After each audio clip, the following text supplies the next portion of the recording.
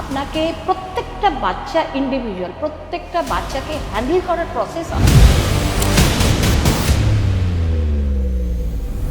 কিন্তু আপনি যখন কাজ শুরু করছেন, আপনি যখন নতুন, তখন এই 24 আওয়ার কমিটমেন্টটার ফলে আপনার উপর একটা মানসিক চাপ পড়তো না? খুবই অসুবিধা হয়েছে, বিশেষত আমার নিজের মেয়েটি তখন খুব ছোট ছিল।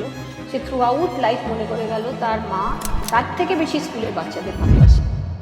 আমার সঙ্গে আজ যিনি রয়েছেন, তিনি এমনই শিশু এবং এমন কিছু পরিবারের সঙ্গে কাজ করে চলেছেন।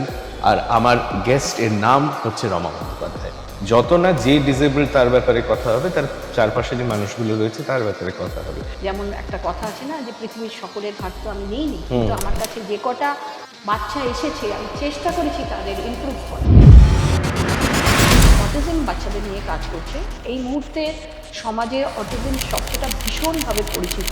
একটা তো যখন আমরা পরিবারের প্রসঙ্গে আলোচনা করছি, একটা অ্যাকসেপ্টেন্সের ব্যাপারও আছে, একটা মেনে নেওয়া যে এইভাবেই আমাকে এগিয়ে যেতে হবে।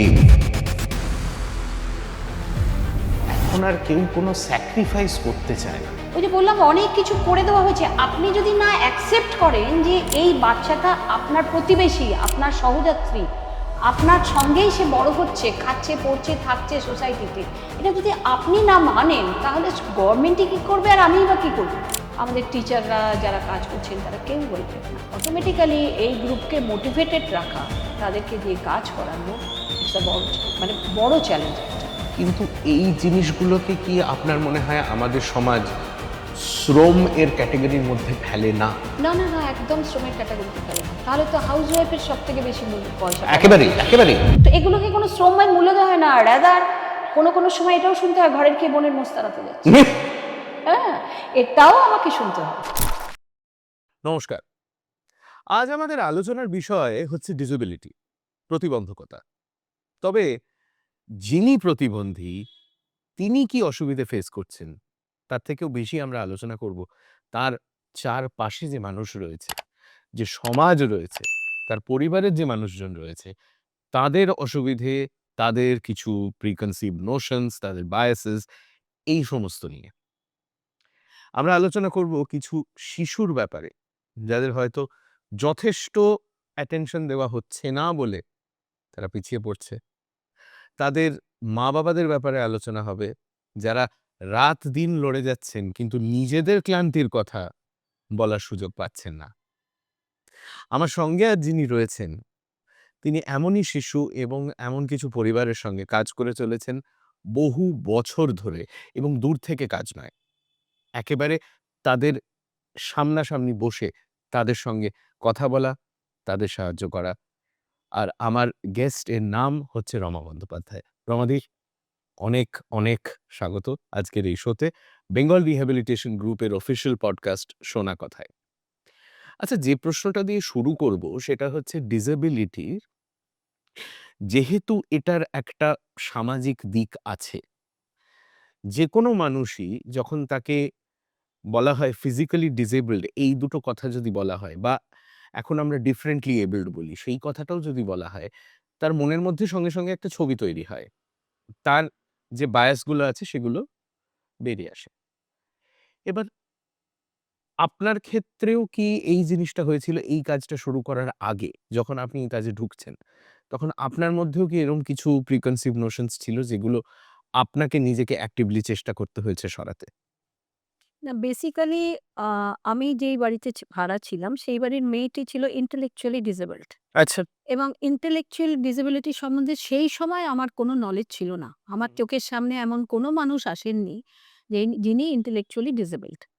কিন্তু ওই বাড়িতে থাকার পরে ওই মেয়েটিকে ব্যবহার করতে করতে আমার এদের সম্বন্ধে পেশেন্স ডেভেলপ করে, হাউ টু হ্যান্ডেল, এবং এদের সম্বন্ধে কিছু সচেতনতা, কিছু কাজ করার ইচ্ছা, হুম, এবং এই কাজটাতে কিন্তু এগিয়ে দিয়েছিলেন ওরই মা প্রধানত। হুম, তার কারণ ওনার মনে হয়েছিল যে আমি ওনার বাচ্চাটাকে একটা মানুষ হিসাবে সম্মান দিচ্ছি। হুম, সেই পরিপ্রেক্ষিতে উনি আমাকে আ এই মেয়েটিকে দিয়েই আমাদের স্কুলের সূচনা হয়েছিল, হুম, এবং যখন ১ম টিচার হিসাবে কারুকে নেওয়ার কথা ভাবা হয়েছিল, তখন আমাকে উনি কনসিডার করেছিলেন। তো সেইভাবে আমি স্কুলে চলে আসি। হুম, আমার কোনো ব্যাকগ্রাউন্ড সেই অর্থে কিন্তু ছিল না। নলেজও ছিল না, আশপাশেও কেউ ছিল না। এবং তারপরে যখন আমি এখানে আসি, তখন কিন্তু আমার পরিবার মানে বিশেষত আমার হাসব্যান্ড, এবং উনি খুবই সাপোর্ট করেছিলেন যে, "ঠিক আছে তাহলে কাজটা যখন করছো এরকম একটা ভালো বাচ্চাদের মানে ভালো কাজের সঙ্গে যুক্ত হচ্ছ, তাহলে নিজেকে ট্রেন্ড করো, নিজেকে আপলিফট করো।" তারপরে আমি ট্রেনিং করি এবং ট্রেনিং করার পরে সেই যে শুরু করেছি আজও পথ চলা চলছে। আচ্ছা, আপনার ক্যারিয়ারের একেবারে শুরুর দিকটাই থাকি। আমার নিজের অভিজ্ঞতা থেকে একটা জিনিস মনে পড়ল যে, আমি যেহেতু বহু বছর রেডিওতে চাকরি করেছি। আমার মনে আছে যখন আমাদের রেডিও স্টেশন লঞ্চ হচ্ছে, যিনি স্টেশন ম্যানেজার, হেড, ওর একটা এরকম মোটা একটা বই ছিল, স্ট্যান্ডার্ড অপারেটিং প্রসিজার্স, এসওপি। সেটা ম্যানেজারের জন্যই লেখা। তা আমরা সবাই একদিন বসেছি খাচ্ছি। আমি বললাম, "দেখি তো কি আছে ম্যানুয়ালে?" খুলেছেন ম্যানুয়ালটা। খুলেই বললেন ১ম লাইন লেখা রয়েছে, "don't forget a station manager's job is a 24 hours a day, 365 days a year responsibility." এই কাজটা পড়েই এই লাইনটা পড়েই উনি বললেন, "থাক অনেক হয়ে গেছে পড়া" বলে দুম করে বন্ধ করে রেখে দিলেন। কিন্তু on a more serious note আপনার যে কাজটা সেটা সেটা তো তাই। এক্সাক্টলি। মানে ৯টা-৫টা চাকরি হলে আমাদের যে লাক্সারিটা থাকে যে দিনের শেষে ৫টা বেজে গেল, আমি ওই কাজের জায়গাটা অফ করে দিলাম। এবার আমি বন্ধুদের সঙ্গে আড্ডা মারবো, এবার আমি বাড়ি যাবো, এবার আমি সিনেমা দেখবো, গান শুনবো। কাজের কথা আমি ভাববো না। কিন্তু আপনার ক্ষেত্রে তো সেই না, অপশনটা নেই। না আমার মনে হয় সেটা থাকাও উচিত নয়। এখন অবশ্য মানুষের অ্যাটিটিউড পাল্টেছে হু, হু। ডেফিনিটলি। যারা এখন অল্প বয়সী সব ছেলেমেয়েরা প্রফেশনালি এখানে কাজ করতে আসছে, তাদের মধ্যে খুব বেশি একটা এই ডেডিকেশনটা আমি এটলিস্ট আমি এখন এত দেখতে পাচ্ছি না। ওরা হুম, যে টাইমটার কাজ করছে ডেফিনিটলি খুব ভালো কাজ করছে। কিন্তু বিয়ন্ড দ্যাট ওটা ওদের পার্সোনাল টাইম। আর আমাদের সময় যারা আমরা শুরু করেছি, তারা কিন্তু এটা তাদের বাড়ির কাজের মতো করেই নিয়ে নিয়েছে। অর্থাৎ ২৪ ঘন্টার কাজ। আমার বাচ্চাটা যেমন আমার কাছে ২৪ ঘন্টার প্রায়োরিটিতে আছে, আমার ফ্যামিলি যেমন প্রায়োরিটিতে আছে, এটাও আমার সমান প্রায়োরিটিতে আছে। হুম, না রাখলে আমি মনে করি ব্যক্তিগতভাবে, না রাখলে এই বাচ্চাগুলোর জন্য কিছু করা যাবে না। কিছু করা যাবে না। হুম, এটা তার কারণ হচ্ছে যে, এটার কোনো চটজলদি সমস্যার কোনো সমাধান নেই, কোনো ট্রিটমেন্ট নেই। আপনাকে প্রত্যেকটা বাচ্চা ইন্ডিভিজুয়াল, প্রত্যেকটা বাচ্চাকে হ্যান্ডেল করার প্রসেস আলাদা। আপনি যদি না ভাবেন যে এই বাচ্চাটার এই সমস্যাটা আমি কিভাবে ওভারকাম করব? একটা চেষ্টা ফেলিউর হবে, ২ টো চেষ্টা ফেলিউর হবে। ডেফিনিটলি ৩ টে বা ৪ টেতে গিয়ে আপনি সাকসেস হবেন। হুম, তো সেটা ভাববার জন্য সময় দরকার। আপনি যদি আপনার কাজের টাইমটুকুতেই শুধু এইটুকু ভাবেন, তাহলে আপনি বাচ্চাটাকেই দেখবেন কখন? ভাববেনই বা কখন? হুম, তাহলে ভাবার জন্য তো একটা সময় দরকার, হুম। এবং সেই সময়টা যদি আপনি না বেয়ার করতে পারেন, তাহলে এই বাচ্চাগুলো সেই থিওরিটিক্যালি আমরা যেটা পড়ে এসেছি সেটাই এপ্লাই করে যাবে এবং সাকসেস হবে না। কিন্তু আপনি যখন কাজ শুরু করছেন, আপনি যখন নতুন, তখন এই 24 আওয়ার কমিটমেন্টটার ফলে আপনার উপর একটা মানসিক চাপ পড়তো না? খুবই অসুবিধা হয়েছে। বিশেষত আমার নিজের মেয়েটি তখন খুব ছোট ছিল। সে থ্রু আউট লাইফ মনে করে গেল তার মা তার থেকে বেশি স্কুলের বাচ্চাদের ভালোবাসে। হুম, হ্যাঁ? তো ফ্যামিলিতে তো ডেফিনিটলি প্রবলেম হয়েছে। তার কারণ মনে করা হচ্ছিল ফ্যামিলিকে ডিপ্রাইভ করা হচ্ছে। আমি আমার ফ্যামিলিতে অত যত্নবান নই। কিন্তু পরবর্তীকালে ধারণাটা তো সকলেরই বদলেছে। কারণ আমি সমান কমিটমেন্টে দুটো দিকেই সামলানোর চেষ্টা করেছি। এটা নয় যে এটা করেছি বলে ওটাকে নেগলেক্ট করেছি। হুম, বাট ডেফিনিটলি আমার কাছে আমার স্কুল একটা বিরাট বড়, এবং স্কুলের বাচ্চারা একটা বিরাট বড় প্রায়োরিটি আছে আমার কাছে। আমি ওদের কথা ভাবি। হুম, চেষ্টা করি ওদের ভালো করার জন্য। আমার হাতে নেই সমস্ত কিছু। যেমন একটা কথা আছে না যে, "পৃথিবীর সকলের ভার তো আমি নেইনি।" হুম, তো আমার কাছে যে কটা বাচ্চা এসেছে আমি চেষ্টা করেছি তাদের ইমপ্রুভ করার। ইট মে বি আমি ফেলিউর। আমি নিজে স্বীকার করি আমি ২ টো বাচ্চার ক্ষেত্রে ফেলিউর। যে ২ টি বাচ্চা আমি ট্রেনিং করে আসার পরে আমার কোলে এসে বসে শুরু করেছিল। আমি তাদের সেইভাবে কিছু করতে পারিনি। হুম, এত বেশি তারা সিভিয়ারলি চ্যালেঞ্জড ছিল। একটি বাচ্চার কথা বলছি যে মাল্টিপল ডিসেবলড ছিল। চোখে দেখে না, কথা বলতে পারে না, intellectually disabled, কেবলমাত্র কানে তুলতে। সেই বাচ্চাটিকে as such কিছু করতে পারিনি। আমরা কে মানে আমার টিম তো পারেনি। আমি পার্সোনাল ফেইলিউর মনে করি যে ওই বাচ্চাটার জন্য আমি কিছু করতে পারিনি। হুম, এরকম আরো একটি বাচ্চা ছিল, যাকে সেই অর্থে তার জীবনে বিশেষ কিছু পরিবর্তন আমরা আনতে পারিনি। কিন্তু রেস্ট অফ দ্য চাইল্ড যারা আমাদের কাছে এসছে, আমি মনে করি আমাদের সাধ্যমতো আমরা তাদের ইমপ্রুভ করার চেষ্টা করেছি। আ তারা টু সাম এক্সটেন্ট আমার আমার এত বড় কেরিয়ারে বহু ছেলেমেয়ে আছে যারা মাধ্যমিক পাস করেছে, যারা আজকে কাজ করছে, হিয়ারিং ইম্পেয়ার্ড কাজ করছে, ইন্টেলেকচুয়ালি ডিসেবলডও কাজ করছে। অ্যাট প্রেজেন্ট আমাদের স্কুল অটিজম বাচ্চাদের নিয়ে কাজ করছে। এই মুহূর্তে সমাজে অটিজম শব্দটা ভীষণভাবে পরিচিত হুম এবং আগে যেখানে ৩ বছর আগে আ ডায়াগনোসিসই হতো না অটিজম, সেখানে এখন ১.৫ বছর ২ বছরে কিন্তু ডক্টরস প্রেসক্রিপশন পাওয়া যাচ্ছে যে মাইল্ড অটিজম বা অ্যাসোসিয়েটেড প্রবলেম, এএসডি ইত্যাদি, ইত্যাদি। তো বেসিক্যালি এর পিছনে হয়তো অন্যান্য অনেক সামাজিক কারণ আছে। কিন্তু অ্যাট দ্য সেম টাইম এটা বলতে পারি যে আমরা যখন শুরু করেছিলাম তখন যে অভিজ্ঞতাটা ছিল যে এরা পাগল। এরা সেগ্রিগেটেড। একটা বাড়ির মধ্যে বাবা-মারাও এদের বাইরে বের করতেন না। কারণ সোশ্যাল অ্যাক্সেপ্টেন্স আজকের দিনেও হয়নি। এটা হুম একদম বাস্তব সত্যি কথা। কিন্তু তবুও এদেরকে নিয়ে রাস্তায় বেরোনোর মতো পরিস্থিতি তৈরি করা গেছে। হুম এটা ডেফিনিটলি আমাদের সকলের জন্যই একটা বড় অ্যাচিভমেন্ট। হুম সেখানে স্কুলের ভূমিকা আছে, সেখানে গার্জেনের ভূমিকা আছে, সেখানে আ ডাক্তার, থেরাপিস্ট যারা আছেন, যারা এদেরকে টিম যারা সমবেতভাবে আমরা কাজ করি এই বাচ্চাগুলোর জন্য, তাদের সকলেরই ভূমিকা আছে। কিন্তু পরিবর্তন তো হয়েছে। কিন্তু অ্যাকসেপ্টেন্স স্টিল কিছু আসে। এই সূত্র ধরেই তাহলে একটা প্রশ্ন করি। এই যে আমি শুরুতেই বলছিলাম যে, যত না যে ডিসেবল তার ব্যাপারে কথা হবে, তার চারপাশে যে মানুষগুলো রয়েছে তার ব্যাপারে কথা হবে। আপনি আপনার ব্যক্তিগত অভিজ্ঞতা থেকে আ কি বুঝতে পারছেন যে, যে বাচ্চা ডিসেবলড তাকে হ্যান্ডেল করার থেকেও বেশি তার ফ্যামিলিকে হ্যান্ডেল করা কি বড় চ্যালেঞ্জ? সবসময় আমি এই কথাটা বলি। আমার বাচ্চারা আমার প্রবলেম নয়, তার প্যারেন্টসরা আমার প্রবলেম। সমস্ত সময় বলি। ২ টো ক্যাটেগরির প্যারেন্টস পাওয়া যায়। একটা হচ্ছে ওভার প্রটেক্টিভ, হুম, যারা সারাক্ষণই ভাবছে আমার বাচ্চাটাকে কিভাবে আমরা হ্যান্ডেল করলে আরো ভালো থাকবো বা আরো কত কিছু শেখালে আমার বাচ্চা as early as possible normal হয়ে যাবে। আর কিছু আছে যারা এটা দিয়ে তো কিছু হবে না। অতএব বাতিলের খাতায়। বোথ আর এক্সট্রিম। ও তার এক্সট্রিম। এর মাঝে যে একটা ব্রিজ তৈরি করা যে এদেরকে হাজার চেষ্টা করলেও আপনি নরমাল করতে পারবেন না। তথাকথিত এই স্টিগমাটা কিন্তু থাকবে। হুম, আর ফেলে দেবার লোক এরা নয়। হুম, এরা বাতিল না। এদেরও ক্ষমতা আছে। সব বিষয়ে হয়তো কিছু জানে না। বাট কোনো একটা বিষয়ে তার নিশ্চয়ই কোনো ক্ষমতা আছে। হুম, সেটাকে আমাদের হাইলাইট করা দরকার। সেটা গান হতে পারে, সেটা খেলা হতে পারে, সেটা কিন্তু বাবা-মার একটা জিনিস লক্ষ্য করবেন, এটা একটা অদ্ভুত সাইকোলজি আমি দেখেছি। ফার্স্ট এসে বলেন, "আমার বাচ্চা কথা বলতে পারে না।" সমস্ত কিছু ইগনোর করা হচ্ছে। শুধু কথা বলতে পারে না। এটা হলো হাইলাইটেড। মানে কথা বললেই আমার বাচ্চার সব সমস্যার সমাধান হয়ে যাবে। আরেকটা জিনিস হ্যাঁ, এটা তো হচ্ছে অনেকটা সেই এর মতো। ছেলেদের ক্ষেত্রে যেটা আগে একটা ধারণা ছিল। ও বিয়ে হলে সব ঠিক হয়ে যাবে। যার বিয়ের আগেই সমস্যা আছে তার বিয়ে করলে সমস্যাগুলো ঠিক হবে না, আরো বাড়বে। হ্যাঁ, এক্সাক্টলি। না অ্যাকচুয়ালি কথাটা না বললেও যে মানুষ সুস্থভাবে বেঁচে থাকতে পারে, He can communicate in other ways. Definitely এত হিয়ারিং ইম্পেয়ার্ড ছেলেমেয়েরা নিজেদের জীবনে প্রতিষ্ঠিত হয়েছে। তারা সবাই তো কোনো না কোনোভাবে সমাজে টিকে আছে। হুম, কিন্তু প্রকৃতপক্ষে সমস্যাটা কিন্তু বুদ্ধির। আপনি কোটি টাকা রেখে গেলেও কিছু তার মূল্য থাকছে না, তার কারণ সে হ্যান্ডেল করতে শিখছে না। হুম। হ্যাঁ? এই বাচ্চাগুলোর কিন্তু অলওয়েজ একটা সুপারভিশন দরকার। অলওয়েজ। তারা যত কিছুই করুক তাদের কারোর একটা আন্ডারে থাকতে হবে। ইন্ডিপেন্ডেন্ট লাইফ আমার মনে হয় ওরা পারবে না। যেমন ধরুন ব্যাংক অ্যাকাউন্ট হ্যান্ডেল করতে পারে না। আ ব্যাংকে এখনো পর্যন্ত এই বাচ্চাগুলোর কোনো মেডিক্লেম পাওয়া যাচ্ছে না। কিচ্ছু মেডিক্লেম পাওয়া যায় না? পাওয়া যাচ্ছে না। সেন্ট্রাল থেকে একটা করেছিলেন। কিন্তু তাহলে তো মানে এই যে তার থেরাপি, তার ট্রিটমেন্ট, তার whatever সবই পার্সোনাল খরচা। বাবা মানে it's a huge financial drain. Definitely, definitely, বাবা! ডেফিনিটলি। মেডিক্লেম তো নেই। ন্যাশনাল ট্রাস্ট একটা মেডিক্লেমের স্কিম করেছিলেন। সেটা ওরা ক্যাশলেস করেছিলেন ১ম বছরে। তাতে কিছু বেনিফিট হয়েছিল এবং কিছু এক্সপ্লয়টেশন ও হয়ে গিয়েছিল। পরবর্তীকালে ওরা যখন ক্যাশলেস করলেন যে হ্যাঁ, আগে করো তারপর বিল যাও। আমরা যারা কাজ করি আমাদের মতো স্কুলে প্রধানত অশিক্ষিত গার্জেন। তাদের বক্তব্য আর গরিব।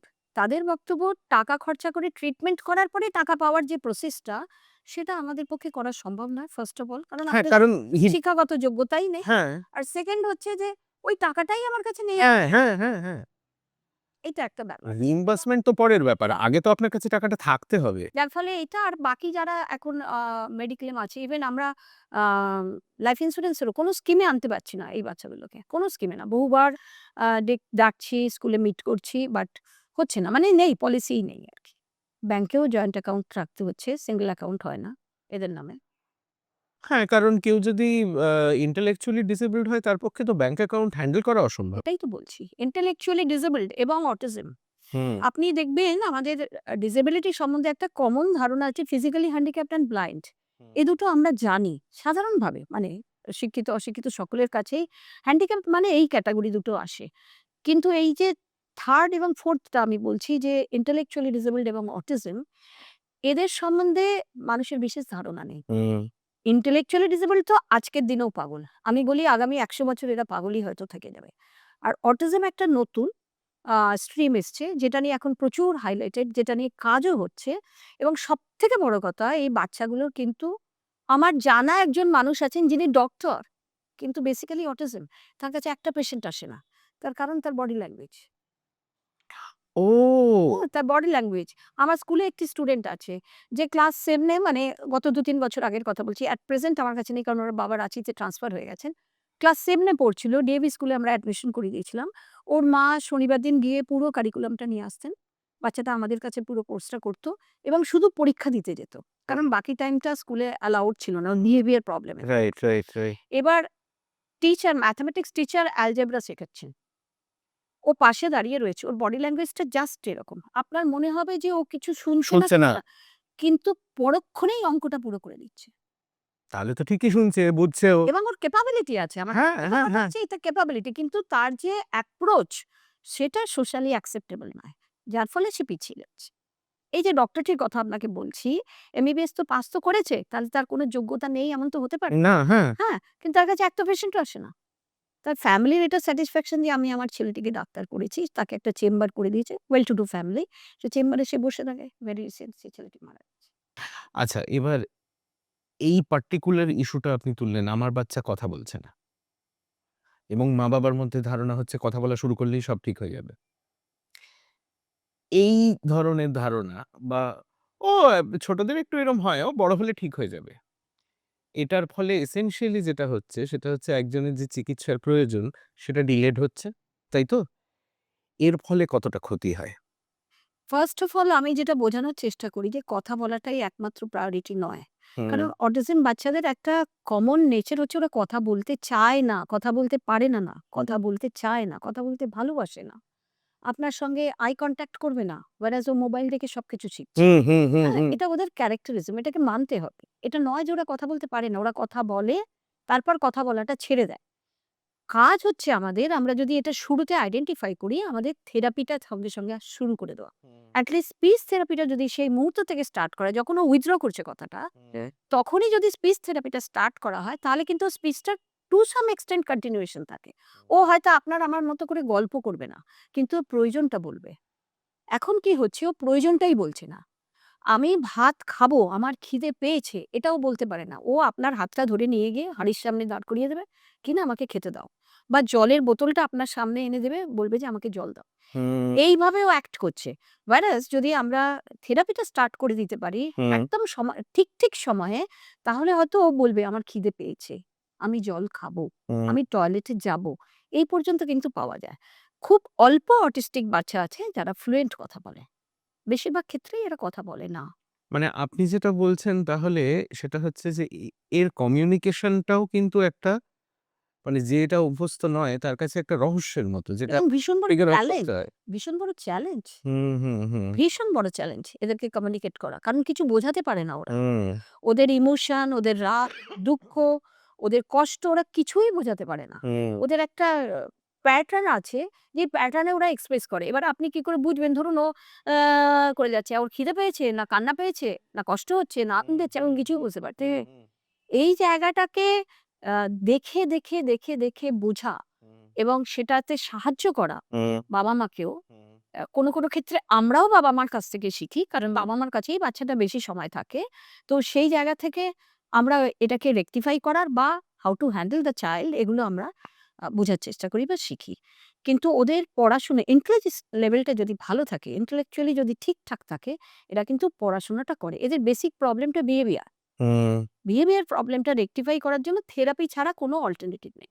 হুম আপনার সঙ্গে কথা বলতে বলতে অ্যাকচুয়ালি আমার খুব প্রিয় একটি সিনেমার কথা মনে পড়ে যাচ্ছিল আমার খুব প্রিয় অভিনেতা রিচার্ড ড্রেফাসের একটি ছবি আছে সাইলেন্ট ফল বলে একটা খুন হয়েছে সেটা তদন্ত হচ্ছে ড্রেফাস নিজে একজন সাইকোলজিস্ট, সাইকিয়াট্রিস্ট ওই টাইপ মানে মানসিক স্বাস্থ্য নিয়ে কাজ করেন। ওকে ডাকা হয়। আর পুরো রহস্যের কেন্দ্রে রয়েছে একটি অটিস্টিক বাচ্চা যার বাবা-মা খুন হয়েছে। আচ্ছা। আর পুরো সিনেমার মানে বিষয়বস্তুটাই হচ্ছে ওই বাচ্চাটা কি বলার চেষ্টা করছে সেইটা বোঝা। প্রথমত সে যে কিছু বলার চেষ্টা করছে সেটাই লোকে বোঝে না। সে ছবি আঁকে। বারবার ছবি আঁকে এবং একই ছবি এঁকে যায়। সিনেমার এক্কেবারে শেষে রিচার্ড ড্রেফাস গিয়ে বুঝতে পারেন যে ওই ছবিটার মানে কি? ওই ছবিটার মধ্যে দিয়েও কি বলার চেষ্টা করছে। তখন পুরো রহস্যের সমাধানটা হয়। So it's an interesting film দেখতে পারেন। তবে যেকোনো মানে কোনো মেডিকেল, হিস্টোরিক্যাল কোনো রকম ইনফরমেশন সিনেমা থেকে না শেখাই ভালো। একটা তো যখন আমরা পরিবারের প্রসঙ্গে আলোচনা করছি, একটা অ্যাকসেপ্টেন্স এর ব্যাপারও আছে। একটা মেনে নেওয়া যে this is how it is এইভাবেই আমাকে এগিয়ে যেতে হবে। এটা একটা বড় সমস্যা। বিরাট সমস্যা, বিরাট সমস্যা। আমি যেটা পার্সোনালি আজকে এসে ফিল করি, উল্টো দিকের চেয়ারে আমরা অনেক জ্ঞান দিয়ে দিই। মেনে নাও, মানতেই হবে, উপায় তো কিছু নেই। কিন্তু আমি যদি নিজেকে ওই চেয়ারটায় বসাই, তাহলে বুঝতে পারি যে এটা কত শক্ত। কেন শুধু আমারটাই হলো? কেন আমারই হলো? Why us? Why me? কেন আমার বাচ্চাটাই এরকম? হুম, হুম। এবং সর্বোপরি আমাদের সমাজে আমি এরকম বহু মাকে মিট করেছি, যাদের শ্বশুরবাড়িতে শুধু অ্যাকিউজ করা হচ্ছে মাকে। আমাদের পরিবারে তো এরকম কেউ নেই। তোমারই বাপের বাড়িতে এরকম আছে। সেজন্যই বাচ্চাটা এরকম হয়েছে। মানে এই যে একটা একে তো আমার বাচ্চাটা এরকম হয়েছে সেটা আমার অসম্ভব যন্ত্রণার একটা জায়গা। হুম। সেখানে যদি আমার বাড়ির লোকেরাও এইভাবে অ্যাকিউজ করেন যে এটার জন্য আমি দায়ী, এটাকে মানিয়ে নেওয়া, এটাকে মেনে নেওয়া জাস্ট ইম্পসিবল এর জায়গায় চলে যায়। সেই জায়গাতে যদি কেউ সাহস দেবার লোক একটা পাশে পায় এবং সর্বোপরি আমি এমন একটা পরিবার বা আমাদের স্কুলের এমন অনেকগুলো পরিবারকে দেখেছি যেখানে বাবারা খুব হেল্প করছেন মাকে।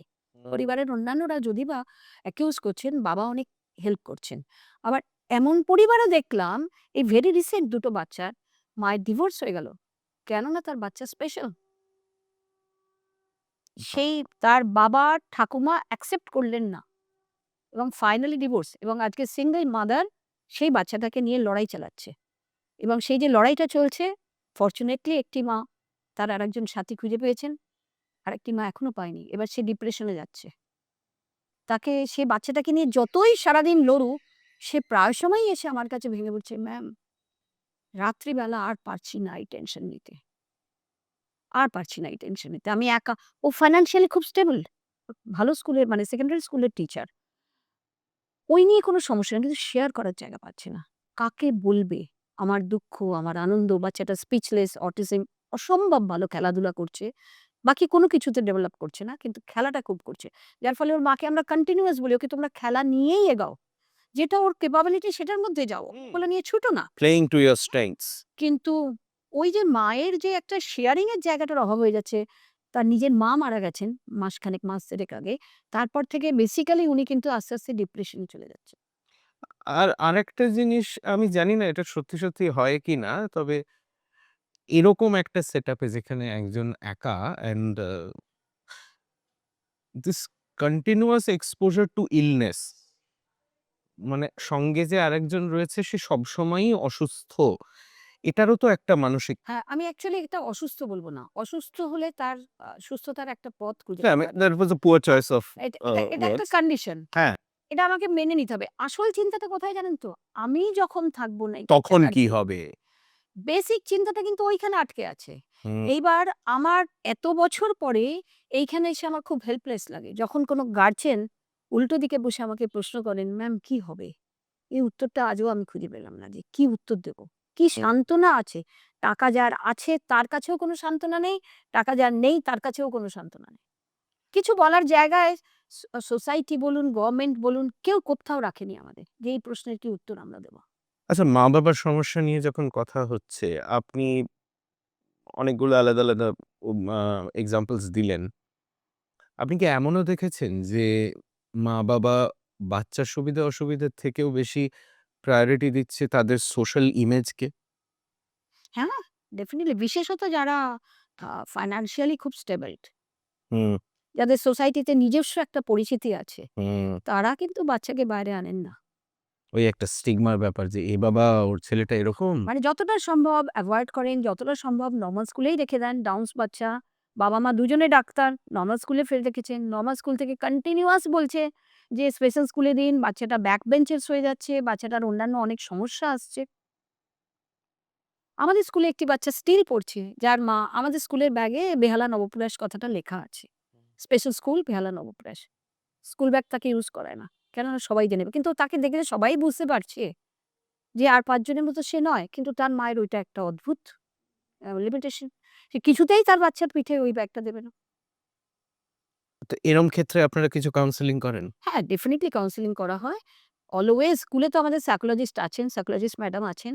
নিয়মিত আমরা যদি মনে করি কারো সঙ্গে এই ধরনের প্রবলেম হচ্ছে, তো ম্যাডামের কাছে রেফার করছি। ম্যাডাম আবার নিজের ক্যাপাবিলিটির বাইরেও যদি মনে হয় যে না, অনেক সময় হয় যে জানেন তো সেই বলে না যে বাড়ির লোকের কথা অত বেশি হয় না। যদি একজন ডক্টর বলেন বা বাইরের কেউ বলেন সেটা অনেক মূল্যবান হয়ে যায়। তো অনেক সময় আমাদের স্কুলে ম্যাডাম আবার রেফারও করে দেন অন্য কারোর কাছে যে যাতে এট লিস্ট সেখান থেকেও বুঝে আসেন আমাদের কথা তো শুনছেন না। আমাদের কথা শুনছেন না নয়, মানে মানতে পারছেন না। হ্যাঁ? তো সেই জায়গা থেকে আবার অন্য কারোর কাছেও রেফার করা হয়।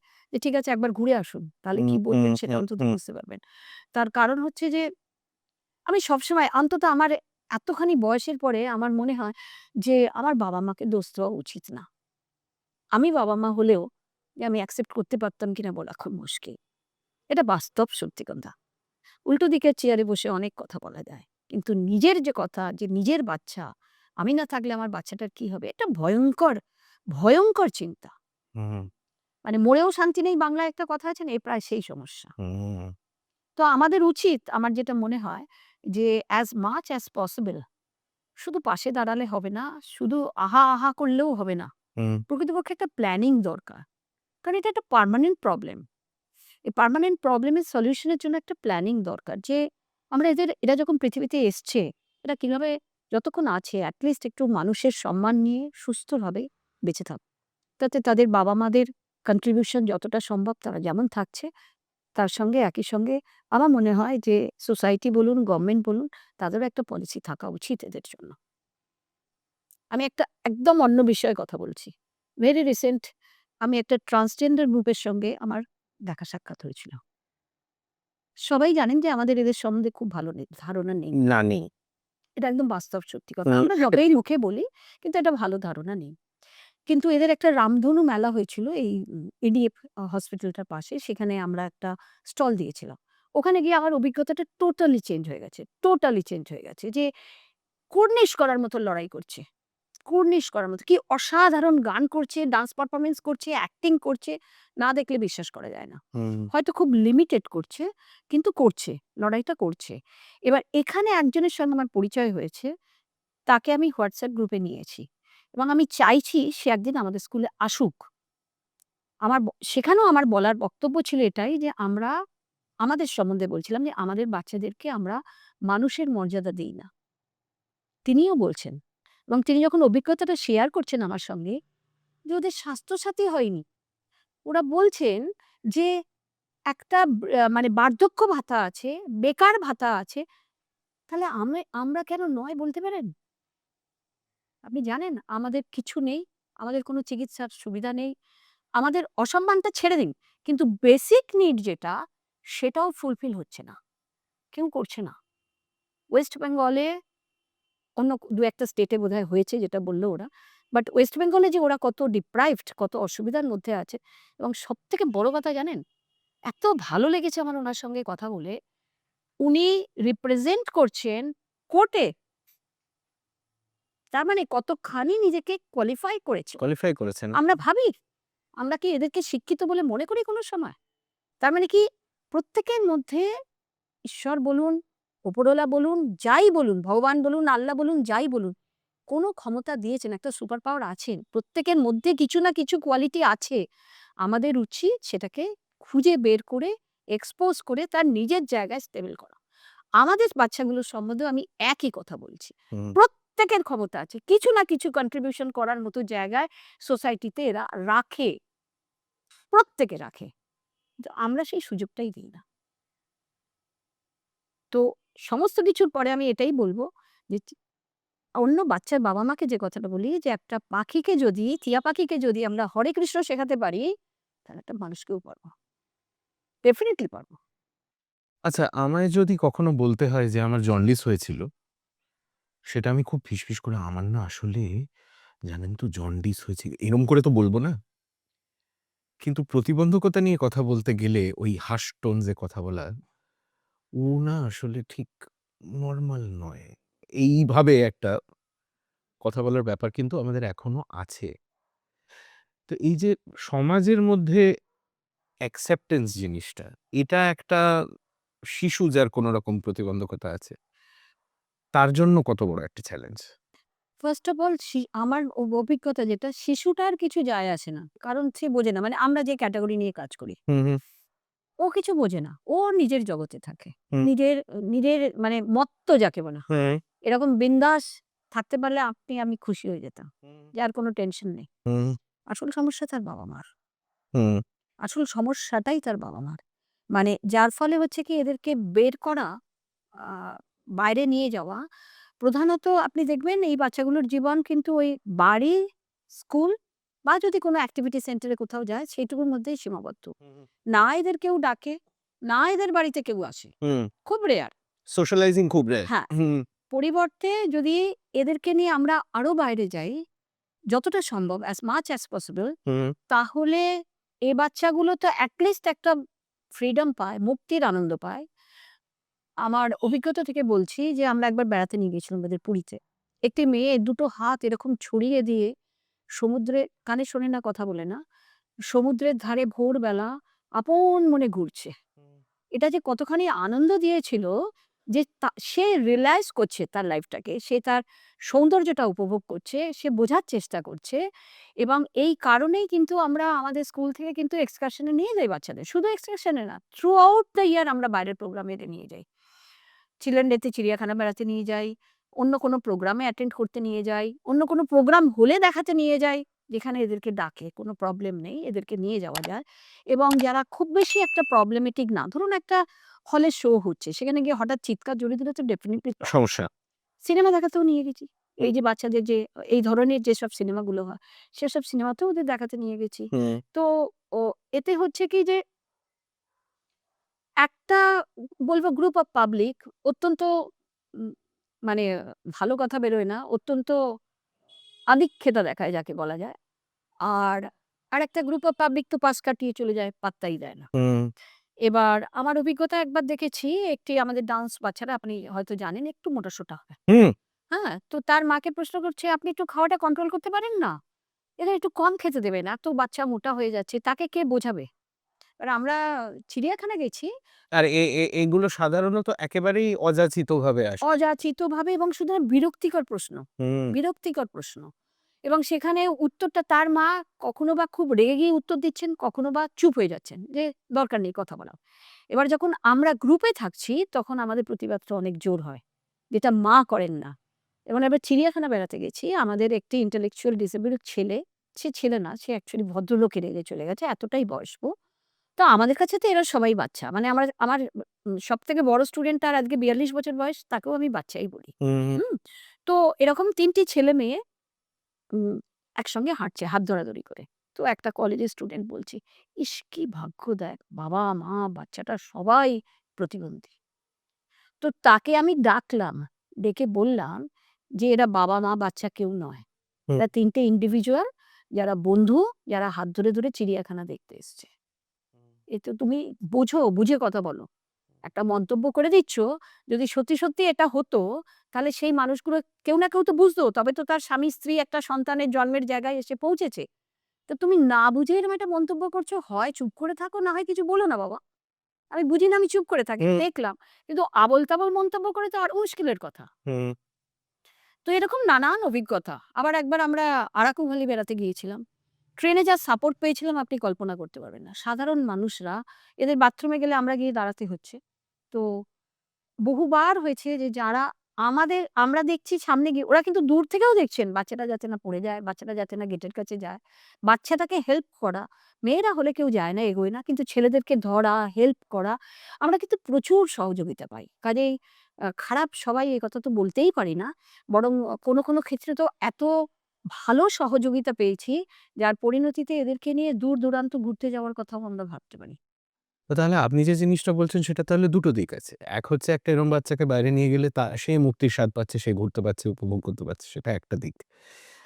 আরেকটা দিক হচ্ছে যে তার যেহেতু ভিজিবিলিটিটা বাড়ছে, হয়তো সেটার ফলে আমাদের অ্যাওয়ারনেসটা সমাজের কিছু আ অ্যাওয়ারনেস বাড়ছে, হুম, ডেফিনিটলি অ্যাওয়ারনেস বাড়ছে। হুম, যে এই বাচ্চাদের নিয়ে যে বেরোনো যেতে পারে, এটাই তো আগে সর্বপ্রথম প্রতিষ্ঠিত হচ্ছে। হুম, হুম, হুম, এবং হুম, বাবা-মার ক্ষেত্রে যেটা সমস্যা হয় যে তিনি একটা বাচ্চাকে নিয়ে যাচ্ছেন, আর আমরা একটা গ্রুপ যাচ্ছি। যেমন ধরুন আমরা 27 জানুয়ারি বেড়াতে যাচ্ছি। বাচ্চাদের নিয়ে বেড়াতে না, এক্সকারশন এ প্রত্যেক বছর যাওয়া হয়।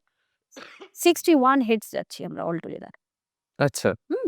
যার মধ্যে ধরুন প্রায় ৪০ টা স্পেশালি এবলড বাচ্চা আছে। হুম, হুম, আমরা ৪-৫ জন টিচার আছি, ড্রাইভার, হেল্পার দাদারা আছেন, কয়েকজন প্যারেন্টসও আছে। হুম, আমরা যখন বেড়াতে যাই, কোথাও একটা দাঁড়ালাম, চায়ের দোকানে হয়তো দাঁড়ালাম। তো এতগুলো লোক আমরা একসঙ্গে নামলাম, চা খেলাম, খাবার খেলাম।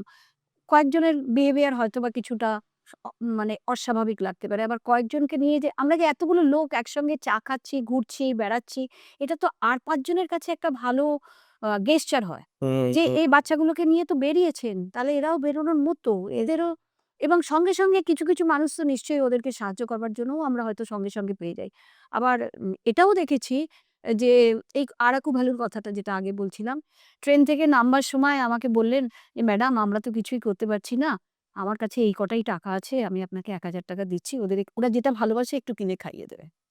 এটা কিন্তু বড়ও পাওনা, বাবা! বড় পাওনা। ৳১,০০০ টাকাটা কিন্তু বড় কথা নয়। না, এই হ্যাঁ? দেওয়াটা, এই দেওয়াটা এই যে এই ভাবনাটা যে এই তার মধ্যে ভাবনাটা, এসছে। এই ভাবনাটা যে এই বাচ্চাগুলো যেটা খেতে ভালোবাসে একটু খাওয়াবেন, আমার তো এইটুকুই সামর্থ্য। এই যে পাওয়াটা, এটা আমার মনে হয়েছে অনেক বড় পাওয়া।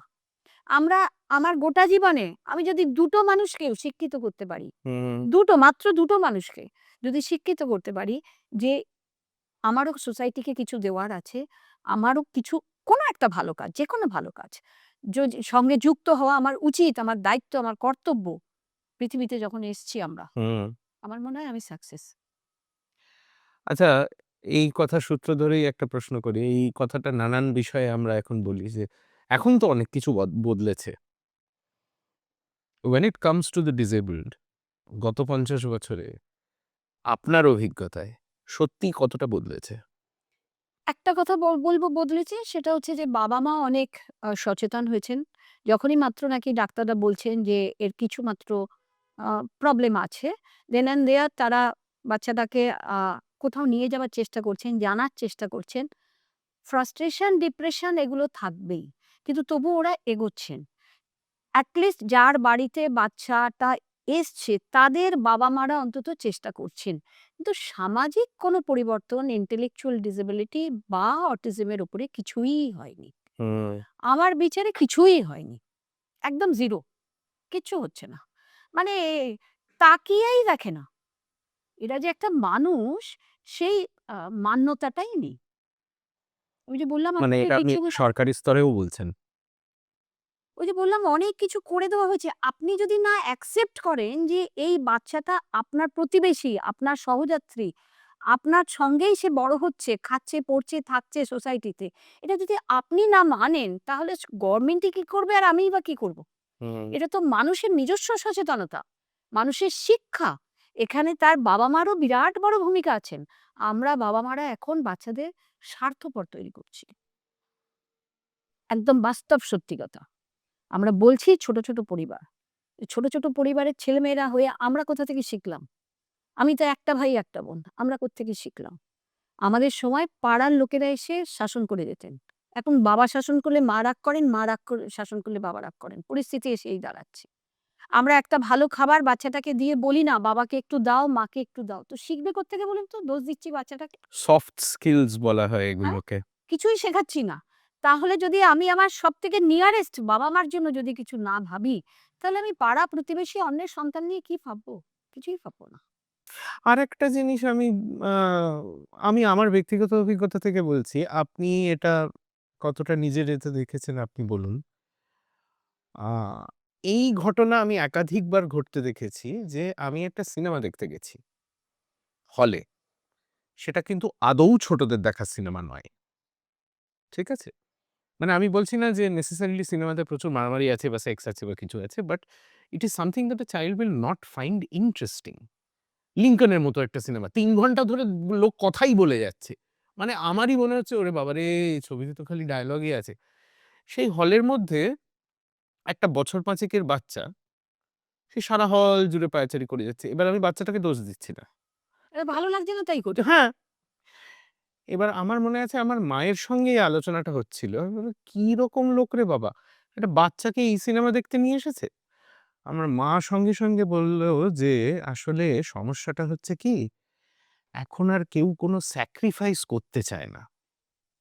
আমি বাবা হয়েছি বা আমি মা হয়েছি, একটা ছোট বাচ্চার সমস্ত দায়িত্ব আমার ওপর। কারণ সে নিজে কিন্তু কিছুই করতে পারে না। সেক্ষেত্রে তাহলে অন্তত বছর ১০ অবধি আমার নরমাল লাইফ যেটাতে আমি এত বছর অভ্যস্ত সেই নরমালটা আর থাকবে না। কিছু জিনিস আমায় পরিবর্তন করতে হবে। হয়তো কয়েক বছর আমি নিজের ইচ্ছে মতো ফুর্তি করতে যেতে পারবো না, সিনেমা দেখতে যেতে পারবো না। সেটা আমায় মেনে নিতে হবে। এই মেনে নিতেটা এখন আর কেউ চায় না। আপনিও কি এটাই দেখছেন? হ্যাঁ, বলতে পারেন। একটা ব্যাপার তো এসেছে যে শুধু আমি কেন? কন্ট্রিবিউশন তো সমানই হওয়া উচিত। এই কথাগুলো তো ডেফিনিটলি শোনা যাচ্ছে। কিন্তু কন্ট্রিবিউশন সমান পাওয়া যখন যাচ্ছে না, তখন এই জবরদস্তিগুলো চলে আসছে। এই জবরদস্তিগুলো চলে আসছে। তাহলে ভোগ করো, দুজনেই ভোগ করো। দুজনেই যাচ্ছি, দুজনেই ওই বাচ্চা নিয়ে লোকে কথা বলবে সেটা শুনবো, ব্যাপারটা এরকম। আর আমার অন্য আরেকটা পার্সপেক্টিভ মনে হচ্ছে। সেটা হচ্ছে বাচ্চাটাকে দেখবে কে, মানে কার কাছে রেখে যাবে? পরিবারে কে আছে? আমরা তো কারো সঙ্গেই থাকছি না এখন। এটা তো এখন এটা তো একটা মস্ত বড় সমস্যা। হুম, আর এই সমস্যাটার জন্যই তো কোথাও যেতে গেলে আমাকে বাচ্চাটাকে নিয়েই যেতে হবে। হুম, অথবা আমি কোথাও যাব না। হুম। এটা বলা অনেক সহজ যে ১০ বছর আমি স্যাক্রিফাইস করব। সত্যি কি ১০ বছর কিছু না করে থাকা যায়? কিছু না করে থাকা তো যায় না। প্রত্যেক মানুষেরই তো জীবনে একটা এন্টারটেইনমেন্ট আছে। তারও তো নিজস্ব কিছু পছন্দ, ভালো লাগা, খারাপ লাগা ব্যাপারটা থাকে। I agree. হ্যাঁ? এবার ধরুন যদি আমরা এটা করি যে আজকে বাচ্চাটা বাবার কাছে থাকুক। আমি আমার একটা বন্ধু-বান্ধবদের সঙ্গে একটু ঘুরে এলাম, একটু নিজস্ব সময় কাটালাম, একটা সিনেমা দেখতে গেলাম বা একটু রেস্টুরেন্টে খেতে গেলাম বা একটা ভালো গান শুনতে গেলাম। আমার পছন্দের জায়গা। সেই জায়গায় সেই কোঅপারেশনটা পেলে কিন্তু এই সমস্যাটা হচ্ছে না। হুম। অ্যাট দ্য সেম টাইম মাও যদি ওই কোঅপারেশনটা বাবার ক্ষেত্রে দেখান, ওই ফ্লেক্সিবিলিটিটা যদি থাকে যে বাবাও একটু বন্ধুদের সঙ্গে লং ড্রাইভে যাক বা একটু ফুর্তি করে আসুন, আমি সেটা মেনে নিই। কারণ উনারও একটা লাইফ আছে। তাহলে কিন্তু এটা প্রবলেম হয় না। আমার মনে হয়। ব্যক্তিগতভাবে আমার মনে হয়। আমি ছোট থেকে এটা দেখেছি।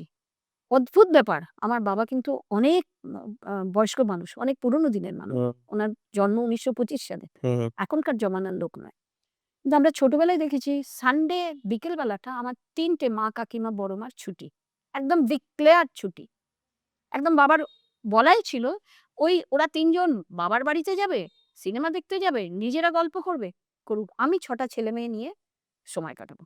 সেই রবিবারটা সানডেটা পুরো আমরা ৬ টা ছেলেমেয়ে আমার বাবার পিছন ঘুরতাম। মানে কাকা জ্যাঠার পিছনে। হুম, গঙ্গায় স্নান করতে নিয়ে গেল, ছাতু মেখে খাওয়াতো। তখন ওটা আমাদের একটা মানে বিরাট আনন্দের খাবার। হুম, কারণ দুবেলা ভাত রুটি খেয়ে অভ্যস্ত।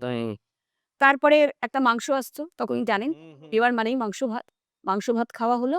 সন্ধ্যেবেলা একদম স্ট্রিক্ট অর্ডার মায়েরা কিচ্ছু রান্না করবে না। গরমকালে ফলার খাও, মুড়ি খাও, পাউরুটি খাও, যা খুশি খাও। ওরা রান্না করবে না, ওদের ছুটি। আমি ৬ টা ছেলেমেয়ের দায়িত্ব নিলাম।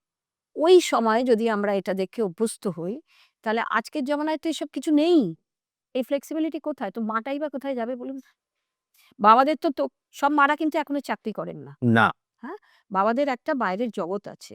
মা তো সেই বাড়ির মধ্যেই রান্না-বান্না, বাচ্চা নিয়েই ব্যস্ত। তাহলে সে কোথায় যায়? যদি তাকে না একটু সময় হ্যাঁ, আর আরেকটা জিনিস অনেকের হিসেবে থাকে না, সেটা হচ্ছে যে কেউ চাকরি করে না, হাউসওয়াইফ মানেই তার হাতে প্রচুর সময় একেবারেই নয়, বরং তার ঠিক উল্টো। অনেক বেশি কাজ। সংসারের কাজ শেষই হতে চায় না। হুম, সে যেই চাকরি করে তার ডাবল বার্ডেন। হুম। সারাদিনই তাকে নানানভাবে তার টাইম ম্যানেজমেন্ট করতে হয়। এইটাও আমি এক জায়গায় পড়েছিলাম, লিখেছিল যে এটা অফিসের ক্ষেত্রে বলা হয়েছিল যে ওই সময় বাড়ি যাওয়া অভ্যেস করা। তাতে লেখা ছিল যে কখনো এটা ভাববে না যে আমার এই কাজটা শেষ হয়ে গেলেই আমি বাড়ি যাব। Remember work is a never ending process. ঘটনা। যেমন একটা সাধারণ ধারণা আছে দেখবেন যে স্কুল টিচার বাড়ির ছেলের বউ হলে একটু সুবিধা হয়। দেখবেন আপনি এটা? এটা একটা কমন আইডিয়া যে চাকরি করা মেয়ের থাকতে স্কুল টিচার হলে ভালো। কেননা ওদের অনেক ছুটি থাকে। হুম। ওরা একটা টাইমে সে যায়। ও এটা তো আমাদের ক্লাসমেটই একজন আছে যে স্কুলের টিচার। আমরা তো তাকে নিয়মিত হ্যাটা করি। তোর লজ্জা করে না? ধেড়ে বয়সে এসে পুজোর ছুটি, গরমের ছুটি, শীতের কিন্তু ছুটি। এখন স্কুল টিচাররা ওভারবার্ডেনড। হ্যাঁ, সেটাও আমি জানি কারণ ওভারবার্ডেনড। অ্যাকচুয়ালি ওদের যে ছুটিটা ছুটির মতো কাটে না সেটাও আমি জানি। প্রচুর কাজ থাকে, প্রচুর বাড়িতে এনে কাজ করতে হয়। হ্যাঁ, অধিকাংশ কাজই স্কুলের বাইরে। না প্রচুর। এই কনসেপ্টটা পাল্টানো দরকার। এখন কিন্তু এটা ঘটনা যে আ প্রতিটা মহিলাই তাদের নিজস্ব আইডেন্টিটি তৈরি করার জন্য বা ফাইন্যান্সিয়াল ইন্ডিপেন্ডেন্স এটা কিন্তু আমি মনে করি আপনি যতই বলুন সবাই ইন্ডিপেন্ডেন্ট। ফাইন্যান্সিয়াল ইন্ডিপেন্ডেন্স না থাকলে ছাড়া কিছুই অ্যাকচুয়ালি সম্ভব হ্যাঁ, নয়।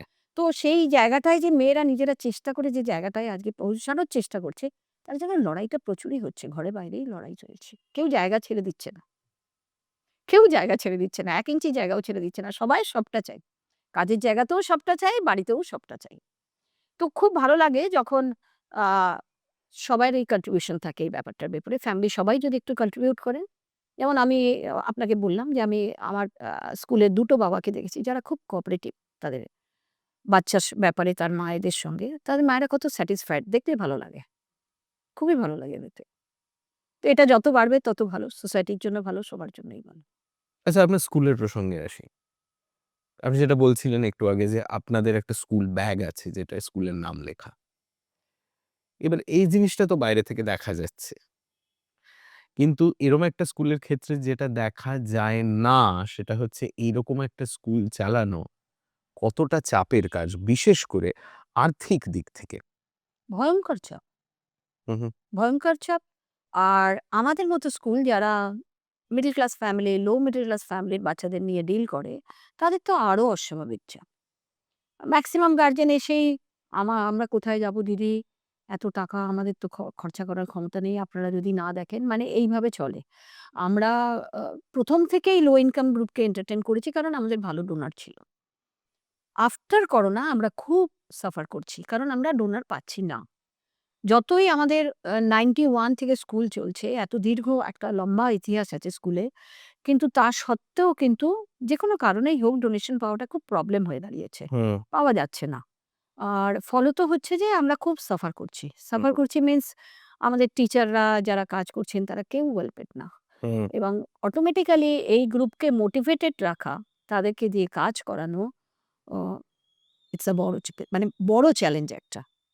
আমাদের সময় থেকে আমাদের একটা ব্যাচ শুরুতে যারা আমরা কাজে এসেছি, তারা আমরা একটা মিডল এজে এসেছি। তারা কিন্তু আমরা এটা কোনো সময় প্রফেশনাল ছিলাম না। হুম, হ্যাঁ, আমরা একটা বাজে গল্প করে সময় নষ্ট না করে একটা ভালো কাজের সঙ্গে যুক্ত হয়েছি। আমাদের অ্যাটিটিউডটা ছিল এইটা।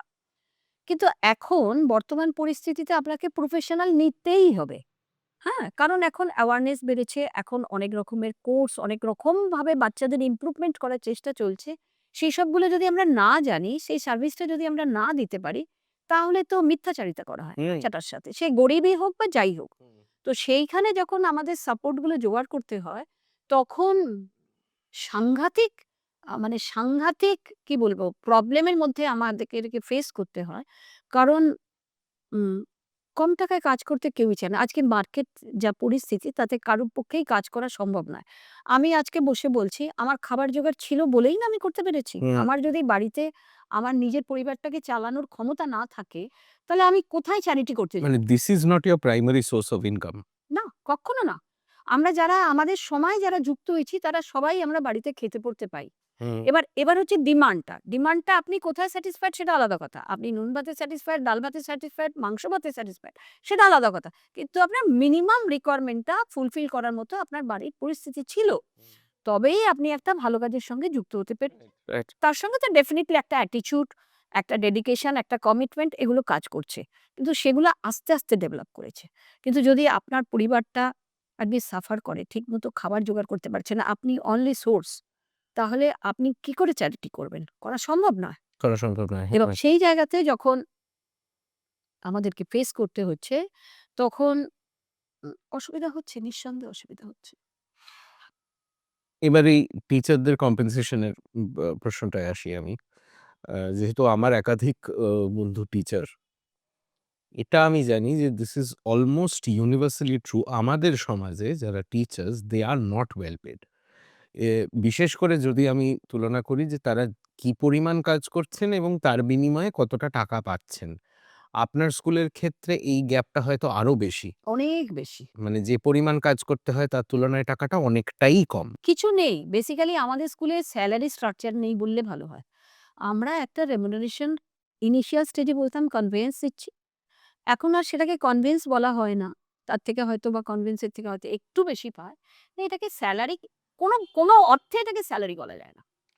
কিন্তু সেক্ষেত্রে এরকম একদল মানুষকে আপনি মোটিভেটেড রাখেন কি করে? কারণ যেকোনো কাজে টাকাটা তো সবথেকে বড় মোটিভেশন। না, যেখানে টাকাটা সবথেকে বড় মোটিভেশন ডেফিনিটলি সেই ক্যাটেগরি নিয়ে আমরা কাজ করছি না। মানে আমি করছি না। হুম। আমার ফার্স্ট অ্যান্ড ফরমোস্ট বক্তব্যই থাকে যিনি কাজ করতে এসছেন তাকে এটাই বলা যে, প্রথম কথা তুমি যখন এই প্রফেশনটায় এসছো, এটা একটা আ কি বলবো? একটা সোশ্যাল কজে এসছো। এটাতে তুমি যদি তুমি টাকা রোজগার করতে চাও, তাহলে তুমি অন্য প্রফেশন বাছলে না কেন? আমি যদি নার্স হয়ে ভাবি লক্ষ, লক্ষ কোটি, কোটি টাকা রোজগার করব সেটা তো সম্ভব নয়। কারণ আমার প্রফেশন এখানে কিছু ডেডিকেশন আশা করছে। তো তুমি যে প্রফেশন স্পেশাল এডুকেটর সেখানে ডেডিকেশন আশা করে। আমি তোমাকে বলছি না তুমি বিনা টাকায় কাজ করো। কিন্তু তুমি টাকাটাকেই যদি প্রায়োরিটি করো তাহলে তোমার উচিত অন্য প্রফেশনে যাওয়া। আমি এটা মনে করি। কারণ এই প্রফেশনটা টাকা রোজগার করবার জায়গা না। কক্ষনো না। এখানে মানবিকতা, সেবা, মূল্যবোধ এগুলোর গুরুত্ব সবথেকে বেশি। টাকাটা পরে আসছে। টাকা ছাড়া বাঁচব না। আমারও খাওয়া পড়ার দরকার আছে। টাকা আমারও দরকার। কিন্তু আপনার ৳১০০ দরকার নাকি ৳১,০০,০০০ দরকার সেটা বিচার করার দায়িত্ব তো আপনার নিজের। হুম। যে আমার কতটুকু প্রয়োজন, আমার কতটুকু হলে চলে যায়। তো যিনি আসছেন আমি তাকে বলি যে, "তোমার যদি রিকোয়ারমেন্ট মনে হয় যে ভাই আমার এতটাই দরকার, তাহলে আমি বলব যে তুমি এই স্কুল জয়েন করো না।" আর যদি তোমার মনে হয় যে না আমি একটা ভালো কাজের সঙ্গে যুক্ত হতে চাইছি, এটা আমার মিনিমাম রিকোয়ারমেন্ট, এটা না হলে আমি করব না, করতে পারব না, সেটা আমি শুনতে রাজি আছি। আচ্ছা, এই যে কথাগুলো আপনি বললেন, উম মানবিকতা বা ধরুন ধৈর্য, ভীষণ জরুরি। একটা খুব সিম্পল কাইন্ডনেস, হিউম্যান কাইন্ডনেস এই জিনিসগুলো আপনাদের কাজে এসেনশিয়াল, ঠিক আছে? অত্যন্ত এসেনশিয়াল। কিন্তু এই জিনিসগুলোকে কি আপনার মনে হয় আমাদের সমাজ শ্রম এর ক্যাটেগরির মধ্যে ফেলে না? না, না, না, একদম শ্রমের ক্যাটেগরিতে ফেলে না। তাহলে তো হাউসওয়াইফ এর সবথেকে বেশি মূল্য পয়সা। একেবারেই, একেবারেই। কোনো এগুলোকে কোনো শ্রমের মূল্য দেওয়া হয় না। রাদার কোনো সময় এটাও শুনতে হয় ঘরের কে বোনের মোজ তাড়াতে যাচ্ছে। হ্যাঁ? এটাও আমাকে শুনতে হয়। হুম। না, আমি করি আমার ভালো লাগার জায়গা থেকে। আমি স্যাটিসফাইড। আমি ফুললি স্যাটিসফাইড এদের সঙ্গে কাজ করে। আমার সঙ্গে আমার যারা টিম তারাও সেই স্যাটিসফ্যাকশন এই কাজ করে। সেই স্যাটিসফ্যাকশন নিয়েই কাজ করে। তা নাহলে বলুন তো আজকের দিনে ৪,০০০ ৳৫,০০০ য় কে কাজ করতে আসে ১১টা থেকে ৫:৩০ পর্যন্ত? আমার বাড়িতে একটা যদি আমি মেড রাখতাম সেও এই টাকায় সে এর থেকে বেশি টাকা নেবে। তাহলে তার কোথাও তো স্যাটিসফ্যাকশন আছে। তা নাহলে সে কাজটা করছে কেন? হুম। তার সঙ্গে আরেকটাও কথা তার আইডেন্টিটি। সে একটা স্পেশাল স্কুলের টিচার। তার হাতে একটা ৬ টা বাচ্চার দায়িত্ব রয়েছে। সেটার একটা মূল্য নেই? সেটার একটা তো নিশ্চয়ই মূল্য আছে। আপনি দেবেন কিনা, অন্য কেউ দেবে কিনা সেটা পরের কথা। কোন লোক তো দিচ্ছে। তার থেকেও বেশি আমার মনে হয় তার নিজের কাছে এটা ডেফিনিটলি তার নিজের আইডেন্টিটি বললাম তো তার নিজস্ব স্যাটিসফ্যাকশন। সেই স্যাটিসফ্যাকশনটা আছে বলেই সেই এত বড় গ্রুপটা এতদিন ধরে কাজ করছে। আমরা যখন শুরু করেছিলাম তখন আমাকে যখন 98 এ প্রিন্সিপাল করা হয়েছিল তখন আমার কাছে ছিল ৩ জন টিচার। হুম, একজন অ্যাটেন্ডেন্ট, একজন ভ্যান পুলার। ৳১২০০ বাড়ি ভাড়া। হুম। আর যেদিন আমাকে চেয়ারে বসানো হলো, আমাদের যিনি স্কুলটা করেছিলেন উনি মারা গেছেন। সেদিন অ্যাকাউন্টসে টাকা ছিল ₹29 অনলি। ইয়েস, এটা ₹29 কত বছর আগে? এটা 1998 সেখান থেকে আজ ২০২৬ অব্দি আপনি টেনে তো নিয়ে ২০২৬ এসেছেন। শুধু টানিনি। এখন আমাদের একটা স্কুলের ৪-৫ তলা বিল্ডিং হয়েছে। ৪ টে স্কুলের গাড়ি ৪ দিকে যাচ্ছে বাচ্চা আনতে। এখন আমাদের স্কুলে স্পেশাল এডুকেটরই ৫ জন। ৪ টে থেরাপিস্ট আছেন হুম। এবং আ বাকি যারা টিচাররা আছেন, কো-কারিকুলার টিচাররা আছেন, সব মিলিয়ে প্রায় ৪০-৪৫ জনের একটা টিম কাজ করছে। কখনো আপনি এটা থেমে ভাবার সুযোগ পান যে কোথায় শুরু করেছিলাম আর কোথায় এসেছি? না, এটা আমাকে এত আনন্দ দেয় না? আমি আরো কি করে এগোবো? আরো কি করে বাচ্চাদের সার্ভিস দেবো? আরো কি করে আমার আজ ১০০টা বাচ্চার মধ্যে অন্তত ১০টা বাচ্চা প্রতিষ্ঠিত হোক। আমি সারাক্ষণ এই স্বপ্নে বিভোর থাকি। এই স্বপ্নেই বিভোর থাকি। আজকাল বয়সের কারণে কিনা জানি না মাঝে, মাঝে একটু ফ্রাস্ট্রেশন লাগছে, ডিপ্রেশন লাগছে। একটা টাইমে নিজের প্রশ্নের কাছে উত্তর খুঁজে পাচ্ছি না যে আমি কি করলাম? আমার এতগুলো বছর কোথায় গেল? আমি তো কিছুই করতে পারলাম না। কোনো বাচ্চাকেই কোথাও দাঁড় করাতে পারি। সেটা ডেফিনিটলি কোনো, কোনো সময় খুব মন খারাপের কারণ হয়ে যায়। কিন্তু আবার কি জানি কেন কোন নেশায় আবার দৌড়তে থাকি। যে জিনিসটা বারবার আমাদের কনভারসেশনে ফিরে ফিরে আসছে সেটা হচ্ছে সমাজের কিছু ধারণা, বায়াস, প্রিকনসিভ নোশনস। এবার প্রতিবন্ধী বাচ্চাদের ক্ষেত্রে একটা ধারণা হচ্ছে যে এরা খুব সীমাবদ্ধ একটা জীবন হবে এদের। আপনি যে এত বছর এই বাচ্চাদের সঙ্গে কাজ করছেন, এটা থেকে আপনি কি শিখেছেন যে আমাদের সমাজ এদের জন্য যে মাপকাঠি তৈরি করেছে সেটা কতটা ঠিক বা কতটা ভুল? সীমাবদ্ধ বলতে যদি আপনি chronological age এর কথা বলেন, তাহলে বলব যে এদের লাইফ স্প্যান বেড়ে গেছে। বর্তমান আ মেডিকেল যে সাপোর্ট এরা পাচ্ছে তাতে এদের লাইফ স্প্যান অনেক বেড়ে গেছে। যেমন ধরুন আমি যে বাচ্চাটির সূত্রে এই স্কুলে চলে এসেছিলাম তার ডক্টররা বলেছিলেন তার লাইফ স্প্যান ম্যাক্সিমাম 20 ইয়ার্স। সে কিন্তু 40-42 বছর বয়স পর্যন্ত বেঁচে ছিল। তার কারণ হচ্ছে যে তার বাবা-মার যত্ন, তার সাপোর্টিং মেডিসিন সবকিছু তার চলেছে। এই যদি chronological age এ বলেন। আর বাকি যদি বলেন আপনি যে সোশ্যাল এজে তাহলে কিছু ক্ষেত্রে তো নিশ্চয়ই সীমাবদ্ধতা রয়েছে। আপনার কাছে আছে ৳১০০, আমার কাছে আছে ৳১০। কখনোই সেটা ইকুয়াল হবে না। না। সেই জায়গাটা কমেই থাকবে। তো ইন্টেলিজেন্স লেভেলটা হচ্ছে তাই। সাধারণভাবে বলা হয় যে মানুষের ইন্টেলিজেন্স লেভেল ১০০ প্লাস মাইনাস 10। তো আমরা যে বাচ্চাগুলোকে নিয়ে ডিল করছি তারা ধরুন 40 থেকে চলছে। 40, 50 সিগনিফিকেন্টলি আই লোয়ার। সিগনিফিকেন্টলি লো। তো তাদের তো কিছু সীমাবদ্ধতা নিশ্চয়ই থাকবে। কিন্তু বারবার যে কথাটা বলছি সেই 40 বা 50 আইকিউ লেভেলের বাচ্চাটারও কোনো একটা জায়গায় ডেফিনিটলি কিছু যোগ্যতা আছে। আমাদের দায়িত্ব সেই জায়গাটা খুঁজে নেওয়া। ধরুন সে হয়তো একটু ভালো নাচতে পারে বা গাইতে পারে বা ছবি আঁকতে পারে, সেটাকে হাইলাইট করে সেটাকে যদি আমরা আরো সাপোর্ট দিই, আরো এগিয়ে নিয়ে যাওয়ার চেষ্টা করি, সে হয়তো বড় একটা আর্টিস্ট হবে না, কিন্তু সে তার মতো করে আঁকবে, নিজের মতো করে আনন্দ খুঁজে পাবে। সে ওটা দিয়ে জীবনে ইন্ডিপেন্ডেন্ট হয়ে যাবে, প্রতিষ্ঠিত হয়ে যাবে, এটা কিন্তু আমাদের প্রত্যাশা নয়। তার কারণ হচ্ছে বেসিক জায়গাটাতে সে কমে আছে এবং সেটা ইমপ্রুভ করা আপনি 40 থেকে 50, 55 পর্যন্ত তুলতে পারবেন। ডবল তো করা যাবে না। ডবল করা যাবে না। আচ্ছা, আপনার ইমিডিয়েট ফিল্ডটার একটু বাইরে বেরিয়ে একটা প্রশ্ন করি। মেইনস্ট্রিম এডুকেশন সিস্টেম এখন ভারতের যেটা, সেটা নিয়ে এবার প্রচলিত খারাপ কথাগুলো তো আছে। যে এটা মুখস্থ করতে শেখায়। মানে না বুঝেই মুখস্থ করে দিল। কোন রকমের পরীক্ষায় যেভাবেই হোক পরীক্ষায় নম্বর তুলতে হবে। বাচ্চাদের উপর প্রচন্ড স্ট্রেস ক্রিয়েট করা। আম কম্পিটিশন সবসময়। হ্যাঁ? Uh but this is also true যে মেইনস্ট্রিম এডুকেশন সিস্টেম আমাদের সমাজে এখন যেরকম, it demands a certain amount of speed. আপনাকে সিলেবাসটা একটা সার্টেন সময়ের মধ্যে শেষ করতে হবে। সেটা টিচারের উপরেও চাপ, স্টুডেন্টের উপরেও, কারণ তাকে শিখতে হবে জিনিসটা ওইটুকু সময়ের মধ্যে। হুম।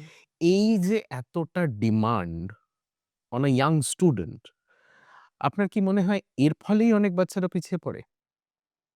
না, সেটা দেখুন একটা কথা বলি। ১ম কথা হচ্ছে যে ২ টো বিষয় গুলিয়ে যাচ্ছে। একটা হচ্ছে যে নরমাল স্টুডেন্ট যারা, তারা ডেফিনিটলি অনেকজনই এই চাপের কারণে পিছিয়ে পড়ে। এখানে শুধু যে আ আ কি বলবো স্কুল বা একটা ধরুন একটা স্কেল রেডি করাচ্ছে তা না। এখানে কিন্তু বাবা-মারও অনেক বড় ভূমিকা আছে। প্রত্যেকটা বাবা-মা খালি বলে আমার বাচ্চাটা যেন ফার্স্ট হয়, ফার্স্ট হয়, ফার্স্ট হয়। কিন্তু শুধু ফার্স্ট হওয়ার পেছনে না দৌড়ে যে ওই একই কথা আবারও বলছি যে যদি তার অন্যান্য যদি ধরুন আমি আমি আমার কথা বলি, আমি পড়াশোনায় ভালো নয়। আমি ভালো না। আমি ৩০ পেয়ে পাস করা একটা মেয়ে। আমি গাইতে পারতাম, নাচতে পারতাম। তো আমার বাবা-মা যদি এনকারেজ করতেন যে পড়াশোনাটা একটা মিনিমাম কোয়ালিফিকেশন চালাতেই হবে সেটুকু। তারপরে ও যদি প্রফেশনালি এটা নিতে চায় তাহলে এটা করুক বা এটাকে আমরা সাপোর্ট করব। তাহলে ডেফিনিটলি হয়তো আমি এর থেকে আরেকটু ভালো একজন নৃত্যশিল্পী বা সঙ্গীত শিল্পী হতে পারতাম। হুম। কিন্তু আমাদের সময় আমি যে সময়ে, সেই সময়ে আ মানে স্কুলের পরে মেয়ে নাচ শিখতে যাবে এটা তো আর হয়ই না। স্কুল লেভেল ছেড়ে দিলে আরকি। তো আর হয়ই না। এরকম জায়গা থেকে আরকি ব্যাপারটা এরকম হয়ে গেছে। কিন্তু এখন তো তা নয়। কিন্তু আপনি তবু দেখবেন বিশেষত বাঙালি পরিবারে পড়াশোনা যেন একটা বাতিক। এর বাইরে আর কিছু ভাবেই না যে সেই বাচ্চাটার আর কোনো তার যোগ্যতা আছে। সেটাকেও যে আমরা হাইলাইট করলে একটা ভালো খেলোয়াড়ের কি মূল্য নেই? অনেক বেশি মূল্য। তথাকথিত গ্র্যাজুয়েট বা মাস্টার ডিগ্রি করার থাকতে যদি আমি একটা ভালো খেলোয়াড় হই বা ভালো একটা সঙ্গীত শিল্পী হই, ভালো একটা নৃত্যশিল্পী হই, এখন তো সমাজ তাদের স্বীকৃতি দিচ্ছে। সমাজে তো তাদের একটা স্ট্যাটাস আছে। এমন তো বলা হয় না যে নৃত্যশিল্পী মানে সে সেকেন্ড ক্লাস সিটিজেন হয়ে যাচ্ছে। তা তো বলা হচ্ছে। না, একেবারেই নয়। হ্যাঁ, কিন্তু তাহলে কেন আমরা এই কম্পিটিশন এর মধ্যে ফেলবো? এবার রইল আমাদের বাচ্চাগুলোর কথা। আমাদের বাচ্চাগুলো তো পিছিয়েই জন্মেছে। হুম, তারা কি করে ওই কম্পিটিশন এর মধ্যে পড়বে? তাদের ওই কম্পিটিশন এ যাওয়ার প্রশ্ন নেই। হুম, কিন্তু যেখানে আমার স্ট্রং অবজেকশন আছে, সেটা হচ্ছে যে এই তথাকথিত নরমালাইজেশন। আমার অভিজ্ঞতা যেটা, সেটা আমি দেখলাম যে এই বাচ্চাগুলোকে পিছিয়ে দিচ্ছে। হুম, গার্ডিয়ানরা আমার বাচ্চা নরমাল স্কুল যাচ্ছে একটা স্যাটিসফ্যাকশন এর জায়গা থেকে নিয়ে যাচ্ছে। ওরা কিন্তু ওটা কোপ করতে পারছে না। ওরা কি হচ্ছে অ্যাবিউজড হচ্ছে। ওরা হুম, ব্যাক বেঞ্চার্স হচ্ছে। ওরা কোনটাই ভালোভাবে শিখতে পারছে না।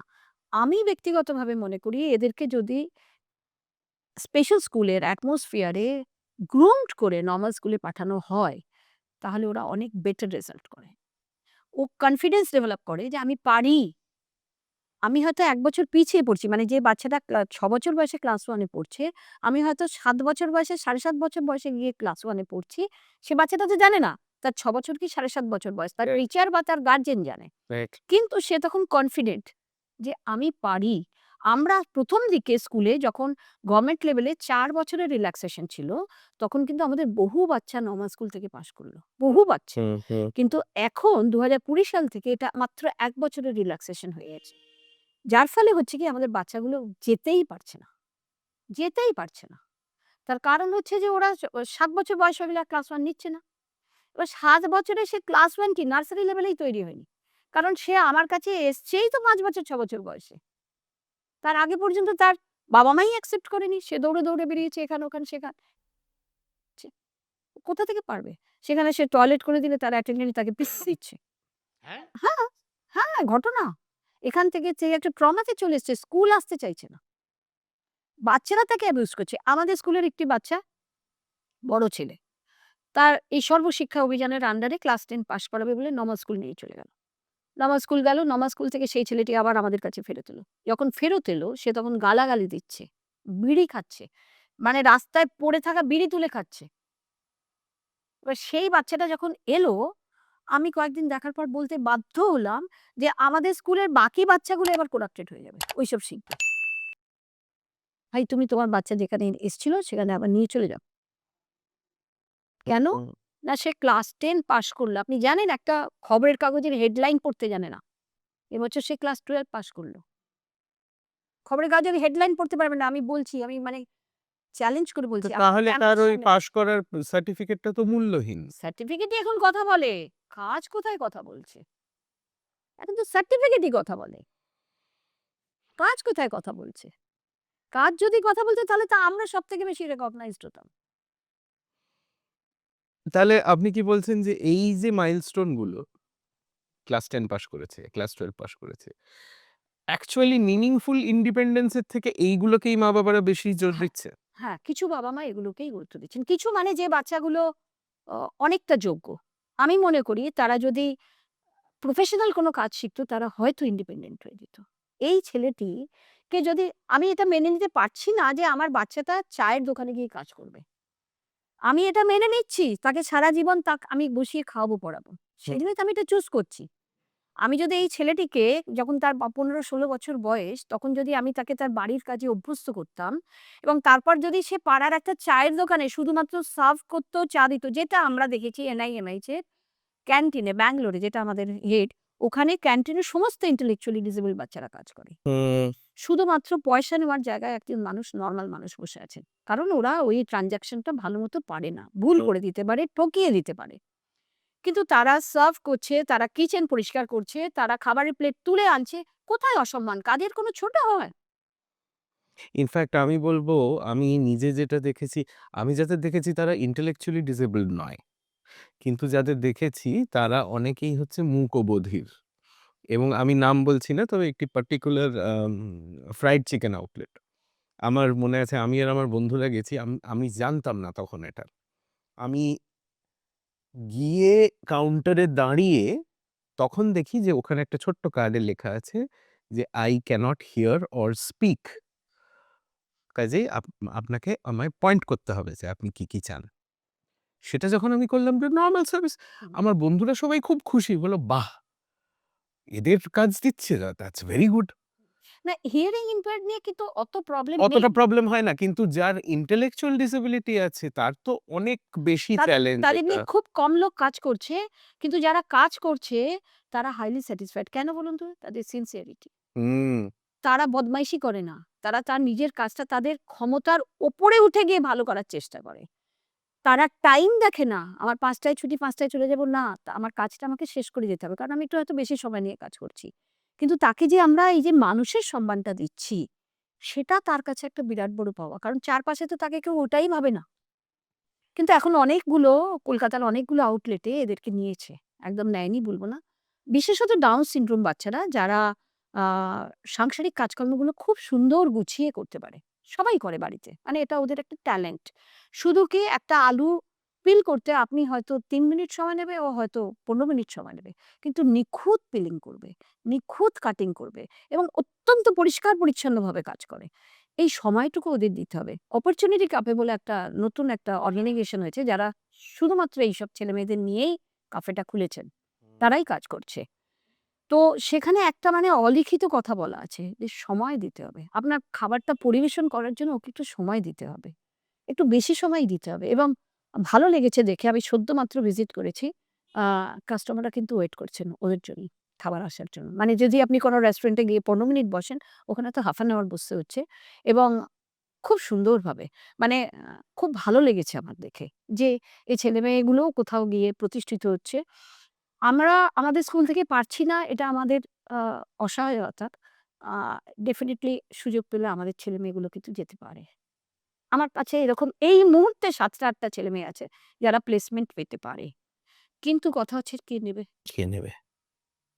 আচ্ছা, আপনার স্কুলের প্রসঙ্গে ফিরে আসি। আপনারা একটা হোস্টেল তৈরি করার কথা ভাবছেন। এটার কথা বলুন। অ্যাকচুয়ালি আপনাকে এর আগে আমি একবার বললাম যে, আমাদের পরে কি এই প্রশ্নটার উত্তর আমি দিতে পারছি না। রাইট।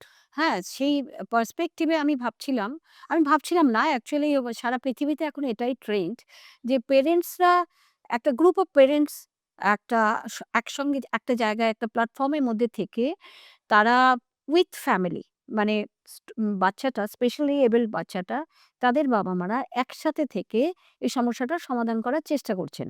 তো সেটার জন্য একটা প্ল্যাটফর্ম দরকার। সেই প্ল্যাটফর্মটা রেডি করার জন্য আমরা একটা ৩.৫ বিঘা জমি কিনেছি একটা গ্রামে। জমি কেনা হয়েছে।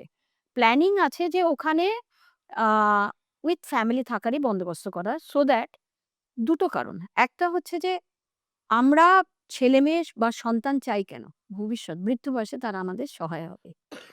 এবার এই বাচ্চাগুলোর বাবা-মার তাদেরকে সহায় হবে তো ছেড়েই দিন, সেই ভাবনা তো তাদের কাছে স্বপ্ন। সে বাচ্চাটাকে কে দেখবে? সেটাই তাদের মস্ত বড় সমস্যা।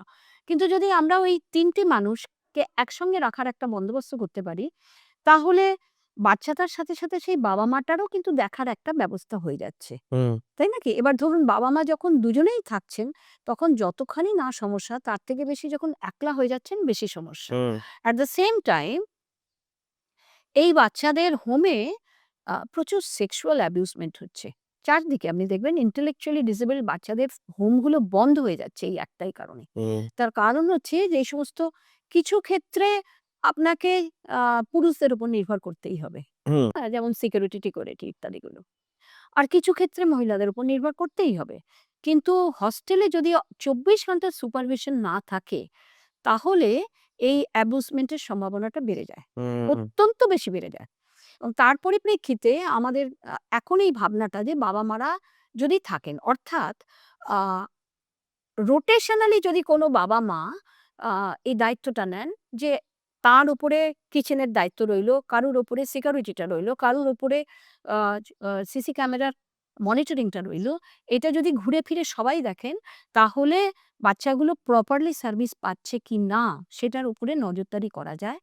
খাবার-দাবারগুলো কোয়ালিটি মেইনটেইন করা হচ্ছে কিনা, হাইজিন মেইনটেইন করা হচ্ছে কিনা সেগুলো করা যায়। কিন্তু যেটা সমস্যা আমরা যেটা ফেস করছি সেটা হচ্ছে আমি আগেই বলেছি যে আমরা মিডল ক্লাস, লো মিডল ক্লাস ফ্যামিলির বাচ্চাদের নিয়ে কাজ করি। এখন বলুন না যে কোন ফ্যামিলিতে এতগুলো টাকা আছে যে ৩ টে মানুষের এই সার্ভিস প্রোভাইড করার টাকা? তার সঙ্গে তাকে কিছু জমিয়েও রাখতে হবে তাদের এমার্জেন্সি, অসুখ-বিসুখ ইত্যাদির জন্য। তো ফলত যেটা হচ্ছে যে সেটা হচ্ছে যে আল্টিমেটলি গিয়ে দাঁড়াচ্ছে যে এই টাকার অভাব। কারণ কলকাতাতে আমার পরিচিত যে দুটো অর্গানাইজেশন খুব সুন্দরভাবে চালাচ্ছেন, যাদেরকে দেখে আমার এই ভাবনাটা এসছিল। তো তারা যে অ্যামাউন্ট ধার্য করেছেন তাদের একেকজনের জন্য, তো সেই অ্যামাউন্ট দেওয়ার ক্যাপাবিলিটি আমাদের স্কুলের কোনো বাচ্চার নেই। এক কথায় কোনো বাচ্চার নেই। তাহলে এবার বাইরে থেকে গার্জেনদের জোগাড় করতে হয় এবং সেই গার্জেনরা আ যখন আমরা অ্যানাউন্স করছিলাম তখন আমার কাছে প্রায় ১৪-১৫ টা এনকোয়ারি হয়েছিল। কিন্তু আমরা ইনিশিয়াল স্টেজে হয়তোবা দুর্ভাগ্যই আমরা জমিটা কিনেছি করোনার ঠিক আগেই। হুম? আফটার করোনা বারবার বলছি ডোনেশন পেতে প্রবলেম হয়ে গেছে এবং উৎসাহী পেরেন্টসেরও অভাব হয়ে গেছে। করোনা কিন্তু একটা মস্ত সামাজিক প্রবলেম হয়ে দাঁড়ালো। শুধুই কিন্তু একটা অসুখ হয়ে দাঁড়ায়নি। তো যার ফলে হচ্ছে কি যে এই মানে যে এই যে উদ্যোগটা ছিল যে আমরা সবাই মিলে একটা করব কাজ, সেই কাজটা কিন্তু ধাক্কা খেয়েছে। ধাক্কা খেয়েছে মানসিকতায়, আর্থিক দিক থেকে, সব দিক থেকে। তো যদি আবার আমরা এরকম একটা আ আমি উৎসাহী, আমাদের স্কুলের টিচার, ম্যানেজমেন্ট সবাই উৎসাহী আছেন। কিন্তু একটু আরো কিছু লোকের দরকার, যারা এইটাকে ইমপ্লিমেন্ট করবেন। যারা এগিয়ে নিয়ে যাবেন, যারা পরবর্তীকালে দায়িত্ব নেবেন। আমরা একটা স্ট্রাকচার করে দিয়েছি, সেটা মেইনটেইন করার তো লোক চাই। সেই জায়গাটাতে সাপোর্ট পেলে আ এই বাচ্চাগুলো ভালোভাবে বাঁচবে। একদম সিউরলি ভালোভাবে বাঁচবে। কারণ আ ভোকেশনাল ইউনিটের জন্য আমরা স্পেস রেখেছি। সেখানে আমাদের অনেকগুলো প্ল্যানিং ছিল। ধরুন একটু গার্ডেনিং, পোল্ট্রি করা, অলরেডি বেকারি ইউনিটটা আমরা স্টার্ট করেছি। হ্যাঁ? তো এইসব জায়গাগুলোর তে বাচ্চাগুলো এঙ্গেজও থাকবে, প্রোডাক্টিভিটিও থাকবে। কারণ ওরা তো আর পড়াশোনা করবে না, ওখানে 18 অ্যাবাভ নেওয়া হয়। মানে হোস্টেলে থাকেই 18 অ্যাবাভ। এবং যদি কিছু ওখান থেকে প্রোডাক্টস বিক্রি করা যায়, তাহলে সেটাও ওদেরই হেল্পে it becomes a self sustaining. তবে আপনি যেটা বলছেন এটা তো একটা হোস্টেলের থেকেও অনেক বেশি। আপনি প্রায় একটা কমিউনিটি তৈরি করার কথা বলছেন। এটাই হচ্ছে এখন। এটাই হচ্ছে। মানে যারা করছেন তারা এভাবেই করছেন। কারণ এছাড়া কোনো উপায় নেই। ধরুন একটি মাত্র সন্তান যাদের এবং সেই বাচ্চাটা ডিসেবলড তাদের তারা কি করবেন? হুম, এবার ধরুন ডাক্তাররা এখন বলছেন, আমরা বলছি আরেকটা ভাই-বোন হলে ভালো হয়। বর্তমান অভিজ্ঞতা কি আপনার তাই বলছে? না। একদম বলছে না। এবার ধরুন যার বাড়িতে তার বাবা-মা আ ভেবে বা না ভেবে আরেকটা ইস্যু হয়তো হয়েছে। এবার সমস্যা বলছি একদম প্র্যাকটিক্যাল সমস্যা। আমাদের স্কুলের স্টুডেন্ট। Severe autism. তার দাদাটার বিয়ে হচ্ছে না। পাত্রীপক্ষ আসছে, ভাইকে ওরকম দেখছে, বিয়ে ভেঙে যাচ্ছে। তাদের সে একটা পাত্রী খুঁজে পাচ্ছে না। তার বাবা মারা গেছে The social stigma is so severe. এবং মা প্রায় মৃত্যুপথযাত্রী হয়ে গেছে। এবার সে ভেবে উঠতে পারছে না এই সমস্যাটার কিভাবে সমাধান করবে। আবার আরেকটি বাচ্চার ফ্যামিলির কথা বলছি, চূড়ান্ত হাইপার অ্যাক্টিভ বাচ্চা, অটিজম, ২ ভাই-বোন। তার বোন বলছে, "আমি বিয়ে করব না আমার ভাইয়ের জন্য।" হ্যাঁ? মায়ের ক্যান্সার হয়েছে। মা কেমো নিতে যাচ্ছেন টাটাতে, ছেলেটি মাকে ছাড়ছে না। কেমো নেবার জন্য ছেলেটিকে নিয়ে কেবিনে থাকতে হবে বলে উনি রিকোয়েস্ট করছেন। এটাও একটা প্রবলেম। এবার এই মেয়েটি ধরুন বিয়ে করল না। হুম, তার ভবিষ্যৎটা? হুম, সে একটা চাকরি পায়নি, আপ্রাণ চাকরির চেষ্টা করে যাচ্ছে। তার বাবা ন্যাশনাল লাইব্রেরিতে কাজ করেন। তার বাবারও বয়স হয়ে গেছে। মা ক্যান্সার পেশেন্ট। কি সাংঘাতিক লড়াই আপনি ভাবতে পারছেন? হুম, এবং এই মেয়েটির উপরে কত বড় একটা দায়িত্ব এসে যাচ্ছে। সে কি করবে? আমি তো কোনো ওয়ে আউটই খুঁজে পাচ্ছি না। হুম, আমি জাস্ট শুনছি, অসহায়ভাবে শুনছি। কিছুই বলতে পারছি না, কিছুই করতে পারছি না। না ওই ছেলেটিকে আমাদের কাছে এসে একবেলা রাখার মতো ইনফ্রাস্ট্রাকচার আমাদের আছে। না ওই ছেলেটি ওই মাকে ছেড়ে থাকতে অভ্যস্ত হয়েছে। এখানে বিরাট বড় ভূমিকা বাবা-মার। এই যে আমরা এক্সকারশন এ যাওয়ার জন্য এতবার বলি বাচ্চাটাকে ছাড়ুন। কেন না সে একলা থাকতে অভ্যস্ত হোক এই এমার্জেন্সিটারই জন্য। কেউ বলতে পারে না কার কখন কি এমার্জেন্সি হবে। কিছুতেই না, কিছুতেই না। যারা ছেড়ে দিয়েছেন ভরসা করে, আপনি বলছেন বলে তাদের কথা বাদ দিন। কিন্তু বাকি যারা রয়েছেন, "না ম্যাম, ও একলা ছাড়া যাবে না। হয় মা নয় বাবা সঙ্গে যেতে হবে। এক্সকারশন আমি কি বেড়াতে নিয়ে যাচ্ছি? ট্রাভেলার আমি? এক্সকারশন এর মানেই থাকছে না। তার যে এই যে ভাগ করে নেওয়া, শেয়ার করা। ২ টো বন্ধুর সঙ্গে থাকলাম, খাবারটা ভাগ করতে হবে। রাত্রিবেলাটা আমি অন্য লোকের সঙ্গে শুলাম, বাড়ির পরিবেশের বাইরে, বাড়ির বাবা-মায়ের বাইরে। এই জায়গাগুলো সে শিখছেই না। তাহলে এই ক্রাইসিস এ কি করে আপনি তার সেই বাচ্চাটাকে দোষ দিয়ে লাভটা কি? হুম, এগুলো বিরাট সমস্যা। তো হস্টেল করলে বা হোম করলে এদের জন্য ওরা এই ফেসিলিটিস গুলো পেয়ে যাবেন। অটোমেটিক্যালি পেয়ে যাবেন। কোনো সমস্যাই হবে না। কারণ সেই ছেলেটি বা মেয়েটি তো শুরু থেকেই এই অ্যাটমসফিয়ার এ বড় হচ্ছে। তার বাবা আছে কি, মা আছে কি, কাকা আছে কি, কাকিমা আছে তখন সে ম্যাটার করবে না। সে তো আমার পরিচিত লোকের মধ্যেই তো আমি রয়েছি। রাইট। তো এটা করতে গেলে কিন্তু যেটা দরকার ওই আবারও ঘুরে ফিরে আসছে টাকার কথা। ফাইন্যান্সিয়াল স্টেবিলিটি অত্যন্ত দরকার এবং এই ৩ টে মানুষ আ পরনির্ভরশীল হয়ে বেঁচে থাকা যাকে বলতে গেলে মানে পুরো সার্ভিসটাই তো অন্য লোকের উপর নির্ভর করতে হচ্ছে। কেউ রেঁধে দেবে তবে খাবো, কেউ বাসন মেজে দেবে তবে বাসন মাজা হবে, কেউ জামাকাপড় কেচে দেবে তাই দেবে। আমার বাড়িটা পরিষ্কার করে দেবে, আমার ময়লাটা ফেলে দেবে অন্য লোক। তো এই সার্ভিসটা পেতে গেলে তো টাকা দরকারই। আর সেই টাকাটাই আমাদের দেশের মেক্সিমাম মানুষের কাছেই তো নেই। হুম, তো এই সার্ভিসটা আমরা কোথা থেকে দেবো প্রাইভেটে, তাই না? সেজন্যই এটা উম মানুষজন পেলে আমার মনে হয় সার্ভিসটা আমরা প্রোভাইড করতে পারবো। আর প্রোভাইড করলে একটা বিরাট অংশ সোসাইটির উপকৃত হবে। হুম, শুধু বাচ্চাগুলো না, তাদের বাবা-মারাও অনেক উপকৃত। নিশ্চয়ই। ইন্টেলেকচুয়াল ডিসেবিলিটি যাদের আছে, তাদের ব্যাপারে সমাজে মানুষজনের মধ্যে অনেক ওপিনিয়নস। সেরকম কয়েকটা ওপিনিয়ন আমি আপনাকে বলছি। এগুলো কতটা ঠিক বা কতটা ভুল আপনি বলবেন। ১ম, শিশুদের মতোই প্যারেন্টসদেরও কাউন্সেলিং জরুরি। জরুরি। ইনক্লুশন এই জিনিসটা এটা নিয়ে আমরা কথাবার্তা বলি, কিন্তু কাজের বেলায় এটা প্র্যাকটিস করি না। না, করি না। রোগ নির্ণয়ের চেয়ে অ্যাকসেপ্টেন্স পেতে বেশি সময় লাগে। ঘটনা। Silence when it comes to intellectual disability এটাই হচ্ছে আমাদের সমাজের সবথেকে কমন রেসপন্স। বাস্তব সত্যি। ওকে? প্রতিবন্ধী শিশুদের স্কুলেরও মেইনস্ট্রিম স্কুলের মতোই ফান্ডিং পাওয়া উচিত। উচিত। ওকে? সার্টিফিকেটের থেকে ভোকেশনাল স্কিলস এর প্রয়োজনীয়তা বেশি। অনেক বেশি।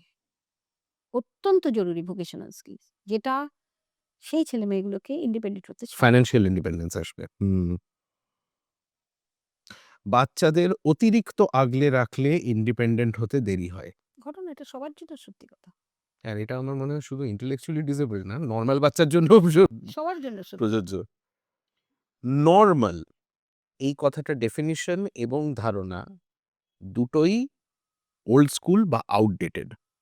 আউটডেটেড। কারণ তথাকথিতভাবে আমরা কেউ নরমাল নয়। আমি বা আপনি কেউই কেউই নরমাল নয়। সবাই সব কাজ পারি না। কোনো একটা কাজেই আমরা expert. Awareness without action is meaningless. Meaningless. Okay? শেষ, সিম্প্যাথি নয়, ডিগনিটি অ্যান্ড রেসপেক্ট এটাই সবথেকে ইম্পোর্টেন্ট। আমরাও এটাই চাই। আমাদের সঙ্গে আজকে ছিলেন রমা বন্দ্যোপাধ্যায়। বেহালা নবপ্রয়াস স্কুলের এর আগে প্রিন্সিপাল ছিলেন, এখন রেক্টর।